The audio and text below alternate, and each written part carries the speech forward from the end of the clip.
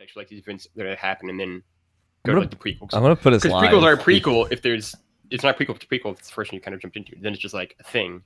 I'm gonna You know put what I us mean? live just because I don't want another Suck It Barrett Courtney to get lost I mean, to the unrecorded gods. You have to hang out with Barrett though. Extra life. I feel like you and yeah, Barrett rarely get a chance to hang out. we don't hang out that much, but every now and again we do. Every kind of funny live we get a few chance encounters. You know what I mean?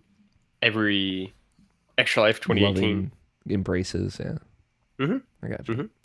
Hey everybody, welcome to bonus content. It's me, Alex. I'm here. Logan Wilkinson is here. Hey, it's awesome. Hi. Brian Sweet, Nabishin Jackson also here. Mm-hmm, mm-hmm. I want to kick this off with a spoiler-free Brian Okay. Nabishin Jackson review of Into the Spider-Verse Ooh. because this is important to me. Obviously, I don't know how much you want to say about it, Nabishin, but I want to get your thoughts. What did you think of it? You saw it last night. I fucking loved it. It's very, very good. Yeah. I recommend everyone to see it. That's why I not really broke my silence on Twitter. Really, I just wanted to put it out there, like, yo, you should go fucking see this because it's just that good. I broke my oppressive silence on Twitter from the man to tell you all something from the man. But no, like, I feel it's very good, and it's like, sure, you can say that like this is a me thing because like, oh, I'm a much more appreciation of like animation more than anything else as far as like entertainment wise, I guess you could say. But like, I just feel like it hits every point that like I would ever want from like a Spider-Man story. Mhm. Especially dealing with like Miles Morales, considering like I don't know too much about him. Like I know of him and like, you know, like there's a Spider-Man video game and like knowing about him, but like not really knowing like the intricacies like to his character beforehand. Like it's all there. And it's just all the great shit that you will want out of a Spider-Man. Like even more than I would say than Homecoming, even more than some people would say for Spider-Man 2. Just like I feel it has everything in it. Like probably like the only like shortcomings of it really is like if I were to be speaking critically, it's like the other Spider the other Spider-Man, like the Spider Noir, the Spider Ham, and like Penny Parker, and like they feel like a little like just like they're there. Like the movie couldn't be like any worse if they weren't there. So like that's like the only real criticism I have for it, really. Mhm. They're just like kind of like the comedy relief, which is like a good comedy relief because like that movie is very funny as well.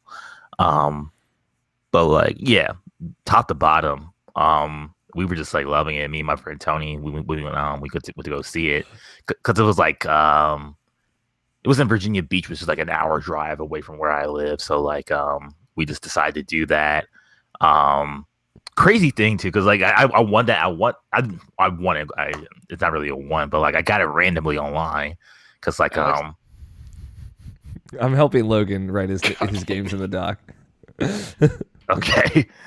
I got it randomly online because like I didn't get the email, but like someone tweeted out on Wario's thing that like they're giving it away, and I put it in, and I got it, and I could get two free tickets. So I went to a free movie to go do that.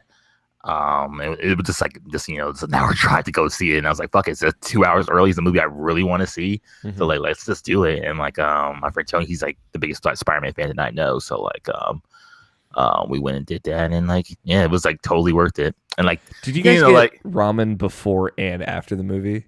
It was after. Okay, because I saw two separate ramen pictures on Instagram. That was an old ramen picture for like 2 years ago. Okay. Because I don't have that many pictures of Tony on my phone. I realized I said, "Oh wow," because you know whatever. Yeah. But like yeah. It was just like yeah, let's just fucking do this. And like on our way back from the movie theater to like to the ramen place, which was like maybe like a 20-minute drive, we just like fucking geeked out about it and just like all hyped and pumped, and like you know how like I get when I like get really into something and like really love talking about something like with Yakuza with Logan last year. Like I was like, oh man, Yakuza's so fucking good. Like it was like that movie, and Tony's like at the same intensity with me when we get like really hyped on shit. So like we were really like getting into it. So like we were loving it, man. That's awesome. Yeah, I'm so excited to see it. What was cool because Barrett Courtney also saw it and he loved it. Also loved it. Yeah. He had a great little mini Twitter thread about it. Of like, well, a thing I didn't know is like the different Spider-Men will like move at different frame rates depending on like the style of their animation. And that's so cool. Like that's like Spider-Ham is literally a cartoon in that world. So it's just like you can just see like how different he is from that. And like obviously like Penny Parker, she's like the Japanese animated Spider one. So like you could just see that style from that. So like it's just so cool. That's so cool. It's so visually stimulating. And then like obviously like the soundtrack is fucking amazing as well. It's like there's so many good parts. Like when he takes the leap when he's in his Spider-Man suit or like the his black Spider-Man suit for the first time, like that shit is just like intense, dude. It's so good. So good. That's awesome. Yeah, I cannot wait to see it. It's crazy. Again, we had this conversation 2 months ago that this movie was being made the same time Venom was being made. And they're both out. They're both out. One turned out all right. Yeah, it's depending on who you ask. Cool, man. It's what, December 14th, right? That's when it comes out. I think 2 weeks from now. Yeah, 2 weeks from now. Cool. I am stoked, pumped. Did you see any movies, Logan? Did you get in any shenanigans this week? I want to see Creed 2. I haven't yet, but I want to. I want to see The Frontrunner. I haven't yet. I want to. Mm-hmm. Last night I watched Mr. Smith Goes to Washington, which is a 89-year-old movie. No, 79-year-old movie. 1939. Mm-hmm. 79-year-old movie. It's pretty good. Okay. Pretty good. Okay. I saw The Crimes of Grindelwald, and I never mentioned on this podcast. I don't know. I don't know. No. Yeah, I liked the first Fantastic Beasts movies for like being dumb fun, and I thought it did a good job at doing that. That second movie's a movie for sure. Yeah, it's one for me where it's like, because like obviously my favorite character in Harry Potter is Dumbledore. Mm-hmm. And then I think in particular I love the dynamic, like I think we've talked before about the fact that I think Seven is like Deathly Hallows is really, really cool because of what it does with kind of his legacy and like the mythology around that character. Yeah. In particular with Grindelwald. And so it's like, in that vein, it's like, oh, cool, I'm really excited to see like a film version of this. But then it's like, in every way that they executed it, it's like, oh, wow, no, you know what? I'm good, right? And it's like that 1945 duel with him and Grindelwald is like this amazing, huge, like his like once in a millennium kind of event for like the Wizard in the world. But it's like, A, this movie doesn't get you there yet. It's like building towards that. And B, it's also just how like, nah, I don't like what these movies have done with like kind of the Harry Potter mythology. Yeah. The first one that was true, but the second one, just from what I've seen and read, it's like, nah, fuck everything in that. I don't want any of that, what it does to that mythology and those characters, and just like pass. And also Johnny Depp. Yeah, Johnny Depp, who is a problem. Like Mr. Popo, Johnny Depp is a problem. That's a reference to All Systems Goku. If anyone out there, you should listen to that podcast. You should listen to that podcast. I will say, like, one thing I did really like about Crimes of Grindelwald was Jude Law's portrayal of Jude Law looks like a really good Dumbledore. Yeah. Which I was like, I'm not a huge Jude Law person. Like, I've seen movies with him in it that I really like. Like, weirdly enough, the Sherlock Holmes movies. I think he's like a really great Watson. And I've also seen movies with him in it that I really don't like him in it. But he gets into some like nuance of that character that I was like really taken aback by. And there's like a particular scene. It's kind of like a flashback scene. That's like very intimate. And I was like, okay, like, you know, they're playing around with this stuff about that relationship, right? Of like the kind of love there and how it's more like went beyond just friendship. And the way that it's written and references stuff like that is really good. But it's not like uncomfortable or over your head or like too much. It feels like genuine in a really good way that I don't think they would have they wouldn't have gotten that genuineness out of anyone but Jude Law, and that's cool. I was happy with that. But yeah, I don't know, man. Like they just really wanted to have a twist ending. It felt like at the end of that movie, and it's like It literally comes out of fucking nowhere. Like it feels like a train that just appears and the tracks crash into the wall and explode. I'm like, you're this person. And it's like, what the fuck is that supposed to mean? But it felt so out of nowhere that it felt like something they're just going to like retcon in a later part of that 6-part movie series or whatever. So it just felt completely unnecessary and inconsequential. And stupid.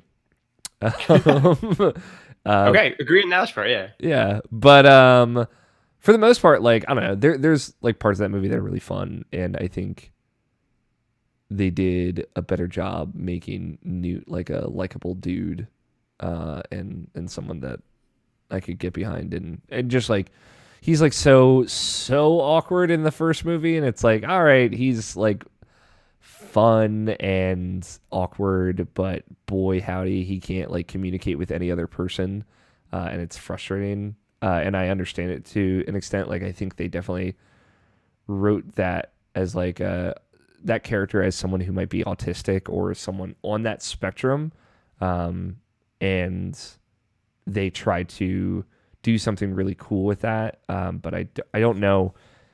I feel like that there are problems in that first Fantastic Beasts movie that just kind of undersell that whole thing. And then they kind of get there in the second movie, but then like he's only kind of in half of the second movie. Yeah, that's the thing for me where it's like, I didn't hate Fantastic Beasts where to find it the first one. I was like, it's good. Like, I don't think it's like obviously to the quality of Harry Potter, but it's obviously an incredibly high bar. But I thought it was like fine. I thought it was fun. But then it's like the minute they started talking about how like, all right, and cool, now we're gonna do this like 5-film series kind of thing, and it's like we're gonna bring in like Dumbledore and like Grindelwald and the characters. And it's like this isn't really Newt's thing anymore, really. And I was like, I really don't want a Dumbledore like series at all because I feel like they're gonna screw it up, which I think we're increasingly getting evidence of that. Yeah. But like I think a Newt one where it is just like not necessarily related to that Harry Potter universe at all. It is just kind of like an offshoot in these other countries that don't necessarily involve these characters, or if they are the like kind of these name drops, like the Dumbledore name drop in Fantastic Beasts 1, I can get behind that. And Newt is somebody who I find likable and kind of fun and enjoyable. And I think that cast that they introduced around him is also really likable and fun. And it's like here, it's like, look, you can tell me all you want that Newt is important, but like Newt is not the main character of this film. It is not his story. And so it's like, all right, well, what is this series even? It feels very strange to go from where we left off the first one to where we're going here. Yeah, it feels very unfocused. Like it's a solid 7 out of 10. That was like my takeaway. Like I had a lot of fun in some scenes, and like there's some really cool stuff in it. And I think the way Fantastic Beasts visually represents Harry Potter is still a lot better than the original Harry Potter movies, I think. And now people cast spells and et cetera, et cetera. Like I think it is just more true to form of what the writing of the books was like, personally. But the best part about the first movie is that you get to see this totally different side of wizarding culture from an American perspective. The best part about the second movie is that you get to see a totally different side of wizarding culture from a French perspective. Like the setting in Paris is like the best part about that whole movie. And it's awesome. And like if they just did a bunch of vignette stories of like Newt dealing with magical creatures in different wizarding countries, so that you could, that's what I would have loved. Yeah, that would have been a way less offensive to a lot. I don't want to say offensive because that's the wrong word, but like it would have ruffled a lot less feathers. And I think it would have been a really cool, again, like series of kind of looks into the wizarding world. And also like there's no way, I refuse to believe that anybody got to the ending of Crimes of Grindelwald and was like, this is gonna be like such a crowd pleaser line. They had to have at least like a sizable chunk of the audience to be like, at the very least, that doesn't seem like anything happened in 7 multi-100-page books or anything that was ever mentioned until like right now. It's a weird, pretty big thing to miss out on.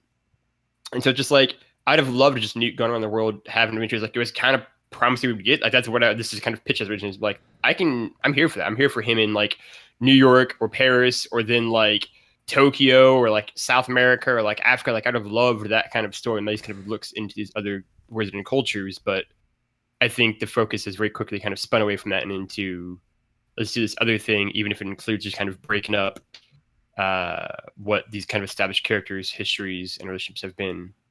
It just seems unnecessarily messy. Yeah. Yeah, because we only get it that in the actual Harry Potter books, like book 4 is the only time we ever get to kind of get a real glimpse at other wizarding cultures, and they're so different. They feel so fleshed out.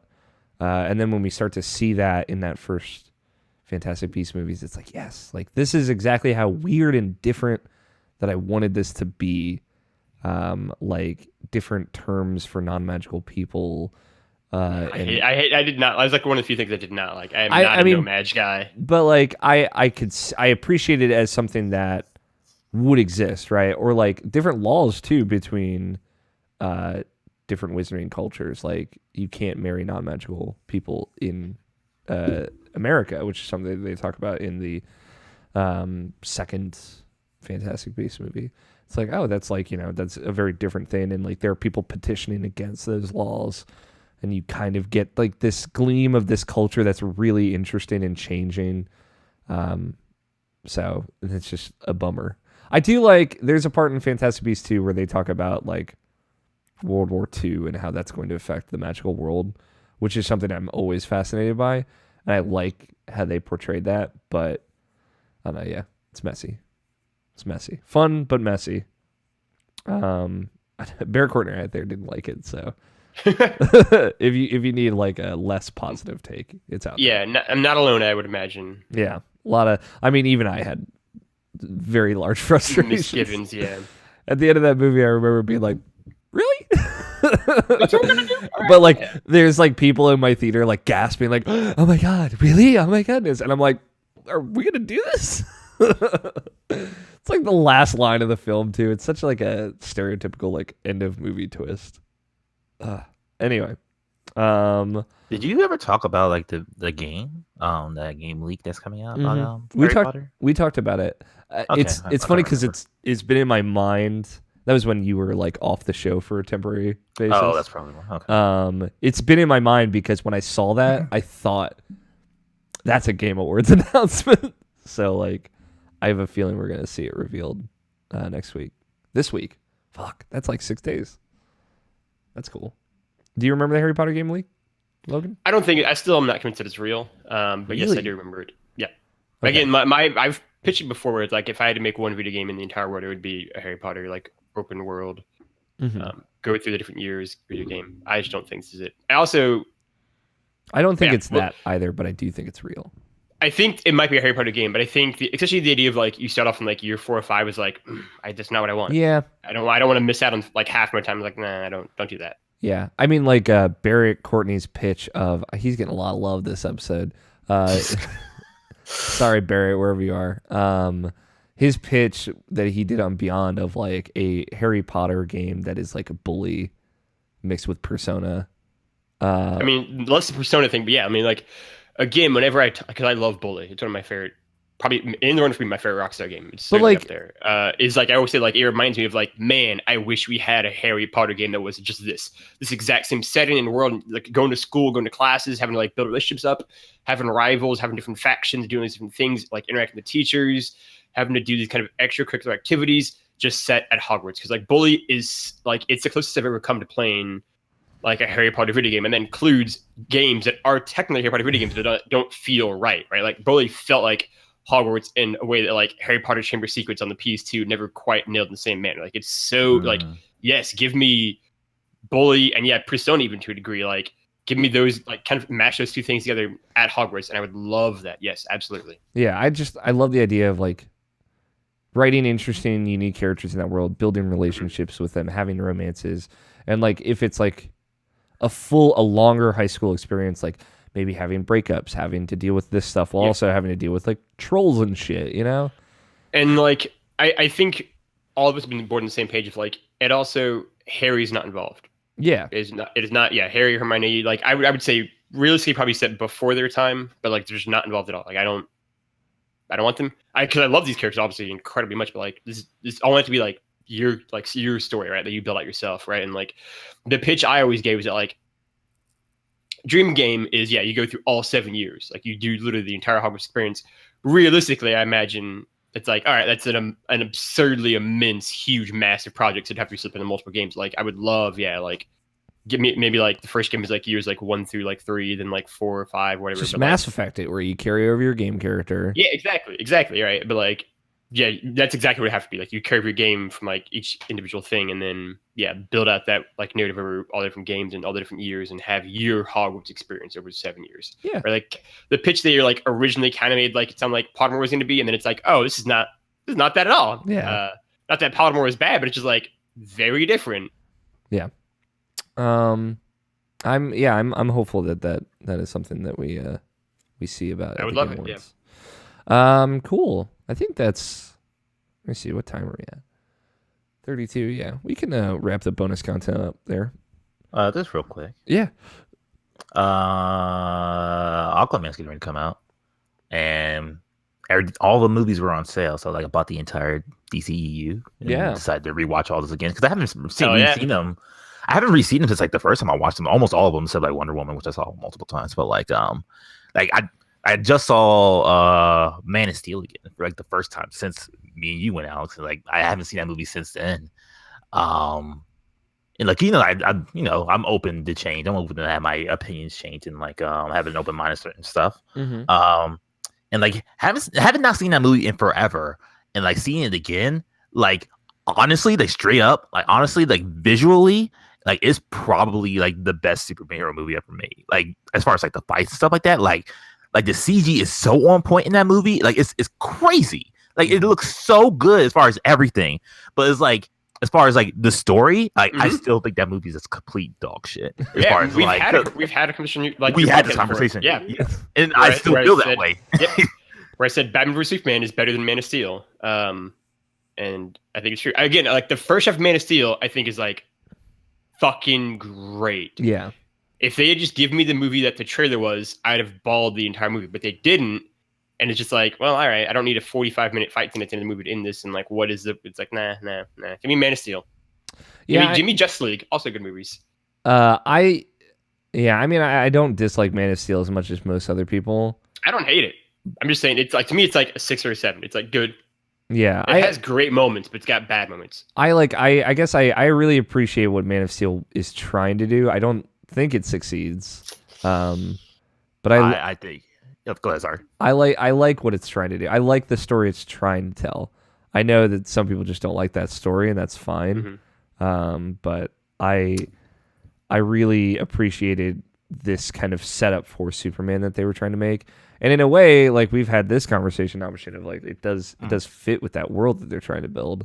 Mm-hmm. But yeah, I'm with you on the visuals part. I wish movie's beautiful. Yeah, I wish they'd let like Henry Cavill flex, because like that dude is like really cool, and I believe in my heart of hearts like he's really like a happy person, but you can't tell that from that movie. I mean, you get it at the end of Justice League, right? Like the last like 15 minutes of that movie, because he's allowed to flex, you know? Yeah, exactly. Do your thing, and I just feel like he's allowed to be Superman, like the way that we wanted to be for 3 movies. Mm-hmm. You know, like it's really more of like, because like I think it's like that's like the most potential of a movie that I've ever seen that like just like completely just like lost it. Yes. That's what Man of Steel is for me. And it's like it's not necessarily like the worst movie ever made, but like it's probably the most disappointing movie I've ever seen. The trailer, first trailer in front of The Dark Knight Rises, chills, man. It's still the greatest trailer I've ever seen. It's a phenomenal. It's incredible. It's so like awe-inspiring. It feels you such a like amazing sense of like hope and inspiration. It's like the movie is just not that. Like it's just not that trailer. And it's like these are 2 very different things. Like what happened in like the like 4 month ticket to movie out? Like what like like great trauma? What happened on the edited room floor, y'all? Exactly. Yeah. It's just very different. It still drives me insane because there's a disappointing movie that's just completely lost me. It's just like or it loses me of what I love about like everything they were doing so far. It's just like, you know, like Zod came to like Martha Kent's house. He threw a car to her house and stuff like that. Then like Superman finally comes in to like stop him. He punches him like, get away from my mother. He flies straight into Smallville and like he throws Zod right into like a gas station or something like that, and then like the gas station explodes, and then they throw into IHOP and the IHOP explodes. Like all these people everywhere. It's like, what are you doing? What are you brought this here? You did this, and it's just like stuff like that. Obviously, the whole Metropolis thing, and it's just like, Yeah. Like it was really just a Smallville part that's like really like, cause visually it looks amazing, but like when I look what you're doing, it's like, no, what are you doing? It's your It home. tears me apart. It tears me apart. Yeah, I'm with you, man. I get it. All right. That's right. Any other DC related feelings you gotta get out? You excited for Batman Aquaman? v Superman tonight, so we'll see. It's good. It's probably better. I don't know. I haven't seen it. I've seen it only once. I think it's good. I don't. I wish I did. It is. It's good. It's not. That movie is not bad. I I stand by cannot. that. Like, You go ahead. people have some weird thing with the DCE movies, and I think partially it's because like obviously what Marvel's done, but also just the fact that like I think they're comparing it to Marvel, but I also think that like we're all comparing it to like the Dark Knight trilogy, and it's like, yeah, but like those movies are like another level. Like I don't think any MCU movie is as good as any of the Dark Knight movies.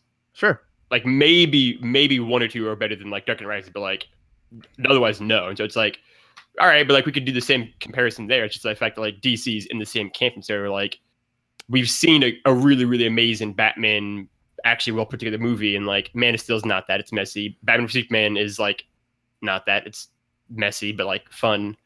Wonder Woman's like great, but also like its last act I don't think is really that special. And then it's like Justice League I think is really great, and I think its last act is great.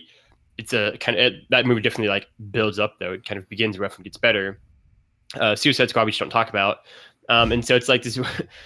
That's me where it got okay. Suicide Squad's one for me where it's like I don't think this movie's gonna be amazing, but like it can definitely be really, really fun, like really fun. Yeah. And then it was a thing was like legitimately 10 minutes into just looking over at my friend and being like, No. and like looking him in his eyes and being like, it's not, and him just being like, oh yeah, it's not gonna be there, right? And like, cause like Man of Steel, I remember seeing going to that movie theater, and then like the lights come up, the movie's over, and like the entire theater just kind of goes, huh? And just like everybody like walked out, like there was not like a ton of buzz, like just like everybody just kind of like, all right, that was a movie kind of thing, right? But like, I don't know, none of them have been like that was terrible, except for Suicide Squad again, obviously. But like they're all, I think people just like hate on DC because it's not Marvel, and because like it's easy to kick them while they're down for like a decade basically now. Like has it been a decade? none of these movies are like none of these movies are terrible. I mean, again, except for Suicide Squad, but like none of them are terrible otherwise. And so it's like they're all fine, they're all fun. Some of them are better than other, but like I don't know. Like Aquaman, I think is going to be a 7.5. I think it's to be good. I think it's going to have great moments, fun moments. I think it's going to have moments that are going to be like, all right, it's a DCU movie for sure. But like it'll be fine. Here's my thing, because I'm like the one guy that doesn't have any love for like the Dark Knight trilogy, right? Like, yeah, I like those movies a lot, but I'm not like way into them. And I appreciate some of the things like, because I'm not a huge, like Dark Knight Rises has really worn me down over the years. I really like Dark Knight. I love Batman Begins. But like I don't necessarily compare the DCEU movies as like I really like Justice League. I went in that movie with zero expectation. Justice League is great. I had a great time the whole time. Like there's absolutely. no part of that movie where I was like, this sucks. I think the three of us are actually on the same page about Justice League. I think we all actually like it a lot more than other people do. I very much like the ending. Like the only reason that I don't like Justice League as much is because it like pretty much pretends none of the other stuff happened, and I'm a continuity whore, so like, it does fuck with you, and that, like it's a weird thing because at some point you have to kind of do that. But like I love Wonder Woman. Wonder Woman's probably one of my favorite movies, period, of all time. And well, I don't know about that, but that's like I understand all the problems with the last act. I don't love it, but I am like all about moments in a lot of ways, and like the moment where she walks onto that trench. Into that out of the trench onto the field, I like started crying uncontrollably because it was the most powerful moment, like of just like this female superhero walking onto this field and like being this kind of symbol. It was like something that spoke to me in a very personal level. Like that was like 2014 me like awakening. And I also like Man of Steel. I don't like Batman v Superman. I do. I think the big thing is just I can't get over like the quote unquote twist of that movie. Like it just I like legitimately like I think it's something me and Nobshin talked about too on the podcast is that like I legitimately don't get the like the hate and like the whatever about the Martha moment. Like the Martha moment's like, all right, yeah, but like to be also totally fair, like when it happened, it's like, oh, you know what? Their moms do have the same name, and like I never really thought about that before, but like that is true. Like it's a weird, like, oh yeah, I guess that's, like I was like that's neat, and like I didn't was like, and that's the end of that, right? It's like, how did you like? I don't know, like how people want these two superheroes to get together when they were fighting for the entire movie, right? Like the entire reason they were fighting was already dumb and like miscommunicated, and like there's a bunch of like kind of not seeing up with each other. So it's like it's gonna be some weird thing it brings back together anyway. It's a super movie that's like not the highest quality. It's like it's gonna be what it is, and it's like that happened is like I believe this more than like I'd rather have it be like Martha than like, and then like Batman found like the yellow gemstone rock from planet whatever the fuck, and like Superman ate like a bowl of spaghetti, and like they suddenly like realized that they were like best friends the entire time, like some dumb like cosmic thing. It's like I don't need cosmic whatever nonsense, just like some bullshit. Like I'd rather it be like an actual like human moment, right? Like you can like fault Martha for a lot of things, like at the very least, like it's a human thing. Like these are actually like people and actually kind of feeling things for like their parents and what they've each kind of come, what they've each lost in a lot of ways. And so from that way, it's like, yeah, I like that more than just like some dumb superhero or dumb cosmic or dumb whatever like story thing that they insert in there. Like at least this is like actually reflective of the characters and of their kind of shared humanity in a way that like a lot of times non-super movies don't get right. So it's like, I'll take it. Is it goofy? Yes. Is it over the top? Yes. Is it like super like on the nose, like heartfelt, like feel something? Yeah, but like they're superheroes, and like there's nothing wrong with any of those things. It's goofy, yes, but like it's not the worst thing ever. I'll say this, Logan, to your credit, and you have a reputation for this, that is the most glass half full take on Martha I've ever heard in my life. And I love it. Like I appreciate it. That's what I come to you for, is like I need some fucking positive take on this. For Martha, yeah, that's fair enough. Yeah. I need this all right. But I think you'd also agree that Wonder Woman's the best part of the movie too. So it's like God. Yeah. She's so good. She's so cool. Shout out to Nicole in the chat, by the way, who I told her I was watching these, and like we had a little fun chat about that. Okay, is she watching? Because I can't see the chat. Oh, there it is. There we go. I don't have it pulled up, so I'm just gonna. Now I usually have it pulled up in the background, but it wasn't. She says, "Hey friends, I think I'm on Team Logan on these movies. Appreciate it." Hell yeah! There you go. We out here, Nicole. There's some positivity out there. Thank you, Nicole. All right, let's get the show started. No more superhero movie talk. Damn. We've hit our quota for the month. Incredibles 2 is real good. Yeah. It's good. I know you don't love it. That's weirdly enough, that's like one thing that you don't love as much as everybody else, Logan. That's a thing where it's like I definitely liked that movie, but like I did not get it in the same way everybody else did. I was like, is this good? Yeah, it's good. And then I walked out and it was like, oh my god! And I was like, oh yeah, I guess it was good. Yeah. It's fine. Different strokes, different folks. Yeah, exactly. Not Machine, you ready to record? Logan, you good? Yep. All right. Yes. On one, you remember how to do this, right, Logan? I count down 5 to 1. On one, we go. I just hit the big red button, I imagine. Yeah. I do want to point out this is like the last little bonus content twist here for you, I guess, video listeners, not audio listeners. We go on 3 on input. So when you said 1, I was like, oh fuck, how do I do this? I like forgot for a second how to like record a podcast. Like, well, I'm not used to that. For do you do 1, 2, 3? Or whatever. No. Oh shit. So here's like the embarrassing information. All right, like I am me. I'm a 20-something adult who's graduated from college, and George is a 20-something adult who's about to graduate from college.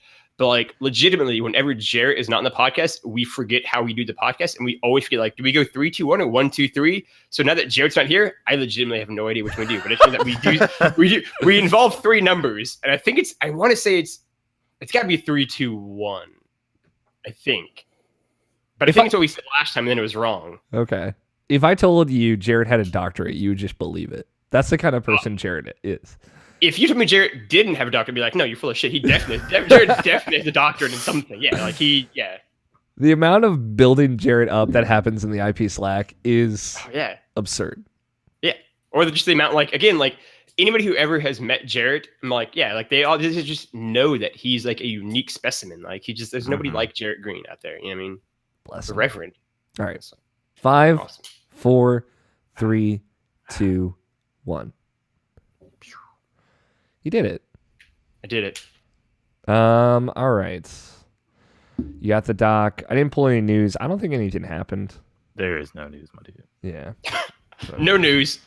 I told Logan, I was like, hey, maybe we can do like a shorter show because that way I can get my Sunday back. Yeah. You have every Sunday off? I always have Sundays and Wednesdays off. I always have Sundays off too. But there was like an all hands on deck store meeting today from 7:30 a.m. to 10 a.m. Okay. So that means I had to get up at 6:30 a.m. Which I never do on Sundays. Sundays is my day. Like we record usually till like 11 or midnight on Saturday for the podcast, and I stay up and play video games afterwards. And then I sleep till whatever the hell I want on Sundays. This was the exact opposite of that, and it's like completely thrown me off. I'm like very fucked up right now.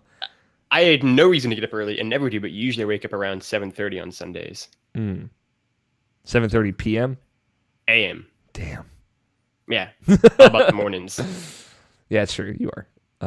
I like getting up in the morning. It's just like I like to sleep more. So The feeling of waking up in the morning, just having like the entirety in front of you, it's like such like an intoxicated, like, yeah, all right, let's go, boys. yeah, I mean, you're right. All right. It is Sunday, December 2nd, 2018, and you are listening to the Irrational Passions Podcast, episode 404. I'm your host, Alex O'Neill, and joining me this week of my usual co-hosts, we have Brian Nobishin Jackson. Lenny! And joining us also this week, in the absence of Tony and Scott, we have Mr. Editor of IrrationalPassions.com, Logan Wilkinson. hey, it's me. Hi, guys. Hey, Logan. We discussed it during bonus content, our pre-show roll-up on YouTube, but it has been a minute since you've been on this show. Yeah, I was just thinking about that. I guess technically, like semantically wise, I was on like 2 episodes ago for whenever we did like the Extra Life podcast, but like, you know, Those special shows, like, we don't typically count in the we all grand. forgot about it. So yeah, so it's fine. Yeah, I blacked out during But the yeah. whole show. Hello, Nobishin, I missed you. How have you been? Miss you too, bro. I've been all right. New job, everything. Yeah, exciting times. I forgot to ask you about your new job during bonus content option. Yeah, you're a bad friend. It's fine. I'm a bad friend. You're right. We'll have to get to it next week. Let me take a note. Welcome to Irrational Passions Podcast. It's a video games podcast where we talk about video games. We're in the sunset days of 2018. We are. I like that reaching it's the a video end. game podcast. We talk about video games as opposed to Input, which is a video game podcast where video game talk not allowed as per George Cruz's rules. You know what I mean? Does he say that? He's like, we're not allowed to talk about what we're playing. You're not allowed to have any fun. No hot takes and no video game talk. We don't talk about video games in Input. That's not allowed. We just don't do it. Are you Except for when George isn't there, and then me and Jarrett break the rules consistently. Are you like building hot takes inside you that you have to get out on this show? See, I don't feel like my takes are that hot. You know what I mean? But like, we'll find out. I guess we're You gonna do find have out. some hot takes. Like, I don't think generally you have. But they're hot like takes. innocent hot takes. It's like, oh, I just feel this way, and we're like, whoa, what the fuck's wrong with you? Like, he's like, okay, God, back off. Jesus, Incredible 2 was Yakuza- fine. Yeah, Cripple 2 is fine, and Yakuza Kiwami 2 is a 3.5. Right? These are my takes. Just leave me alone. All right. Can we have so we're planning Game of the Year. Just for listeners' reference, the editorial side of Irrational Passions is planning Game of the Year. Can we have a most problematic category? I mean, there's definitely gonna be something involved with it. There has to be, yeah. Yeah. But we had our we have meetings every month at the end of every month to kind of talk about what we're working on, big projects, things, ideas, etc. So we dedicated the last one to like picking our Game of the Year categories. So we're doing currently 6 categories, although at this point it might turn into 7. We'll see. And then our top 10 Game of the Year, which we're doing in a different way, which I'm pretty excited about. I think it's going to be cool. It's going to be less arguing, so I'm all for that. But we'll kind of reveal that once we have that show out there. But we've been trying to figure out our last category, and now I'm thinking, most problematic's got to be there. I really love the name George had for it, which is just "Please Stop." Please stop. It's still like one of the funniest things I think I read in Real the entire original. doc. Yeah, it's very much a giant bomb thing, but I like it a lot. we got some really cool categories in there. Yes. I think that are original. One in particular that I came up with that I'm proud of, but that's just me tooting my own horn. But yeah, so like we're at the end of the year. We're thinking about games of the year. I'm curious for you two. Do you have like a game from this year that you feel is like your favorite game from the year right now? Do you have it like locked in, Nabushin? Oh yeah, mine's already locked. Okay, yeah, sure. I don't know why. I forgot what it was for a minute there, and then I remembered again. It came back to me. Still gotta beat it. Yeah. And what about you, Logan? Do you have something in your heart? Absolutely not. No, I mean, like I've talked a little bit before with you, but the fact that like this is like a weird year for games for me, where I feel like very little's clicked completely. Like I've had a few things kind of like did halfway kind of thing, but like no, right? Like the past few years, it's been easy. Uncharted 4 was May of 2016, and I knew from that point onwards. Last year, the minute I played Edith Finch, I was like, it's probably going to be this, and then Hellblade came out and like blew everything else out of the water for me. And me this too, year, it's just like, well, so we were in a similar boat for that. Absolutely. I mean, Hellblade again is in the run for my game of the generation. Hellblade did something I just did not expect it would do. But this year, just like I really liked God of War. But like I didn't even come close to approaching like the amount of love it got from everybody else. But like I still also somehow became like the weird like God of War is still great though, guys. And like IP, and it's like I should not be this guy. Like I do not like the mission of this, but like I became like the de facto God of War cheerleader at IP. Like Red Dead is like, which we'll talk about later, is like a video game. Very excited for that take. But like they're like honestly for me it's like a lot of the smaller indie things, but like even those games which I really like and really enjoy, I don't like and enjoy as much as like other years small indie game takes, right? Where it's like I really love Florence. I think the games are really special and it's really beautiful. But like I don't know if it hit me in the same way as like other games of like similar quality from like years past, right? And like Old Man's Journey's good, but like not amazing. Like it's been a weird year where like, and also like I remember earlier point like Far Cry 5 went here, and it was like there's no way that's true, and it was like oh shit, it was true. March, dude. Yep. Yeah, and that was just like a thought. I think it's funny how like Far Cry 5, it's hard to believe it came out this year, but I'm like, yeah, Monster Hunter World for sure came out this year, and that was like right, like Far that makes Cry way 5. more sense. Yeah, but like Far Cry 5 was such just like a boom in and out and like forgotten. Shadow of the Colossus remake came out this year. That did, yeah. That was one like where like I wanted to get into it, and I think it's beautiful, but it's like no, just not. Yeah, just like I didn't finish that when I got halfway through. I was like, I get it, I get this. But like it's probably been the least like impactful year game wise in like quite a few, maybe since like 2014. I think was like the year that usually people talk about not being that great. Like it's been not an amazing year for me, and there's still time. Still need to play Celeste. Which I'm excited about, just so that I can get Quinn off my back. I'm excited to hear what you think of that game. Yeah, I need to play like a few other things, kind of clean up. But like, it's been, I don't know, it'll be an ancient top 10 list for me because nothing is like super like hit really hard, which could allow for like really interesting games to kind of pop on that list. Like, cause I don't necessarily know how many like giant AAA games will be there. Like even to continue that aspect, like a series that I play every year that like usually gets like quite a bit of love from me. I'm thinking in particular last year, I think it was maybe 2 years ago, which was like Call of Duty, which I play every year, the campaign. I love those games. And I think it was last year was Infinite Warfare that I really, really loved and thought did something, maybe it was 2 years ago, did something really special. This year, there's no single player campaigns. It's just like, all right, well, that's whatever. That's just like, whatever. It's like it's just been a strange year, so we'll see. And obviously, like games that I get really excited about, like again, shout out Yakuza Kiwami 2, did not maybe deliver like I thought they might. Yeah. So yeah, I don't know what my game of the year will be. Honestly, maybe Celeste. We'll find out. Yeah. Yeah. It's definitely not been like a bad year for me, but like I think you understand where I'm coming from with this now. Of like last year was so good that last year was great. No year could be as good for me specifically as last year was for me. Of like literally here the two maybe best iterations of your two favorite franchises ever. Go have fun. And put 100 hours into literally both of them in 1 year. It's like, all right, like I peaked, and that's okay. Like I don't want every year to be like a Persona 5 Breath of the Wild year. Like I can't physically handle that. But I think that does say something to like the quality and testament of last year, though, which is the fact that, like, those two games are games that I also play, but like are not in my top 10. Mhm. Both because I didn't finish either one, which is the main reason why. But like last year was just such an amazing year for video games. Like from Persona to Breath of the Wild to Mario Odyssey to Hellblade to Edith Finch to Emily's Away. Like it was such an insane collection. Sonic Mania, shout out, you're welcome, George. It was such an insane collection of video games, like that covered, I think, almost so beautifully like the full spectrum of what anybody could kind of be asked for, anybody could kind of want any given moment.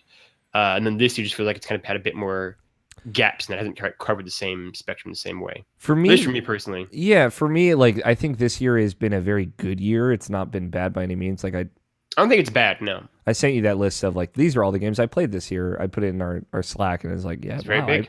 I played a lot of games this year. A lot of different stuff too.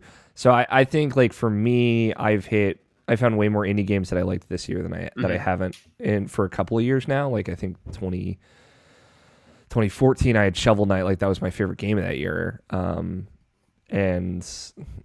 like 2015 I'm sure I had some level of indie stuff. I'm bad at narrowing down indie games to the year they came out. Yeah, like Undertale, exactly. But so like this has been a good year for me for that, where 2016, 2017 weren't. But like all of the stuff that the majority of folks I think resonate with, I don't. And that's been kind of a bummer. Like God of War didn't do anything for me, really. Like I like God of War a lot, and I think it is a great video game. But like I'll tell you this, like just because it's not worth talking about when we talk about the games we're playing, I sat down, I was like, I'm gonna try and play God of War again, just to maybe see if I can get something that I didn't get the first time I played it. Sat down, put on my headphones. I'm like, I'm gonna fully immerse myself in this experience, and I played the opening section of it, like basically through that first boss fight, and I was like, I do not like this. Like it wasn't even a matter of this isn't jiving with me. I was like, I'm like not having a good time. I'm having a bad time doing this. And I was like taken aback at that, because I know the points where that story like really picks off for me, in regards to Kratos, which was kind of like the draw for that story for me. But it was like really alarming to me of like, I just do not like this. So I like put it down. I was like, all right, cool. I don't want to like hurt that game in my eyes in any more way. But that was like, I was really taken aback by that. Spider-Man, like I liked a lot. I totally forgot about Spider-Man. Yeah. Yeah, but I thought like I had so many like I thought it was just boring. It's fine. And Spider-Man to me was one where it's like it's fun, but like this is not a groundbreaking open world anything. Like I feel like some people kind of, I mean, like it's really fun to swing around, but otherwise, like this is I've played this game before. I feel like otherwise. It's a very digestible game. Yeah, and it's just like it's very samey, right? Like I haven't played. I guess it's one game I should put on my list of things to play. So like I haven't played Odyssey. People love that game, so like maybe it'll be different for me. That could be like a game of your contender because I need to play that still. But like otherwise, like boring's not the right word for Spider-Man. Also, it's very samey. It's very repetitive. Which is it's largely things you've done before in some in some kind of open world game. You know, I don't think it is like some genre bending open world game that I wanted it to be, or that people kind of made it out to be. But then there's Assassin's Creed Odyssey, which I love parts of, and I just hate parts of. Like there's so many things that like no one seems to be talking about with that game, where I'm like, why is no one mentioning that? Like I have to hit a guy 47 times to kill him, and no one has told me why. And it's like I feel like all the things that people love, I have found like severe issues with this year. Sounds like Breath of the Wild. No, but like for me, like Assassin's Creed Odyssey is a thing too of like, because I know the thing that will break me from that game is what breaks me from every Assassin's Creed game, which is like the minute I fucking like have to like pop out of the animus or whatever and like do like dumb whatever stuff. It's like, nah, I don't want to do this. It's actually not fun. Like I hated it in Assassin's Creed Black Flag. I've hated it in every, like Assassin's Creed 3, which is when I played, I'm like, I don't like this. This is bad. You need to stop doing this in your games. It's bad. Stop it. Stop it, Ubisoft. And then every time they do, I'm just like, no, I don't want to play this game. Like, I don't want to play this game. Did you play Origins? No, I did not. I want to, but Okay.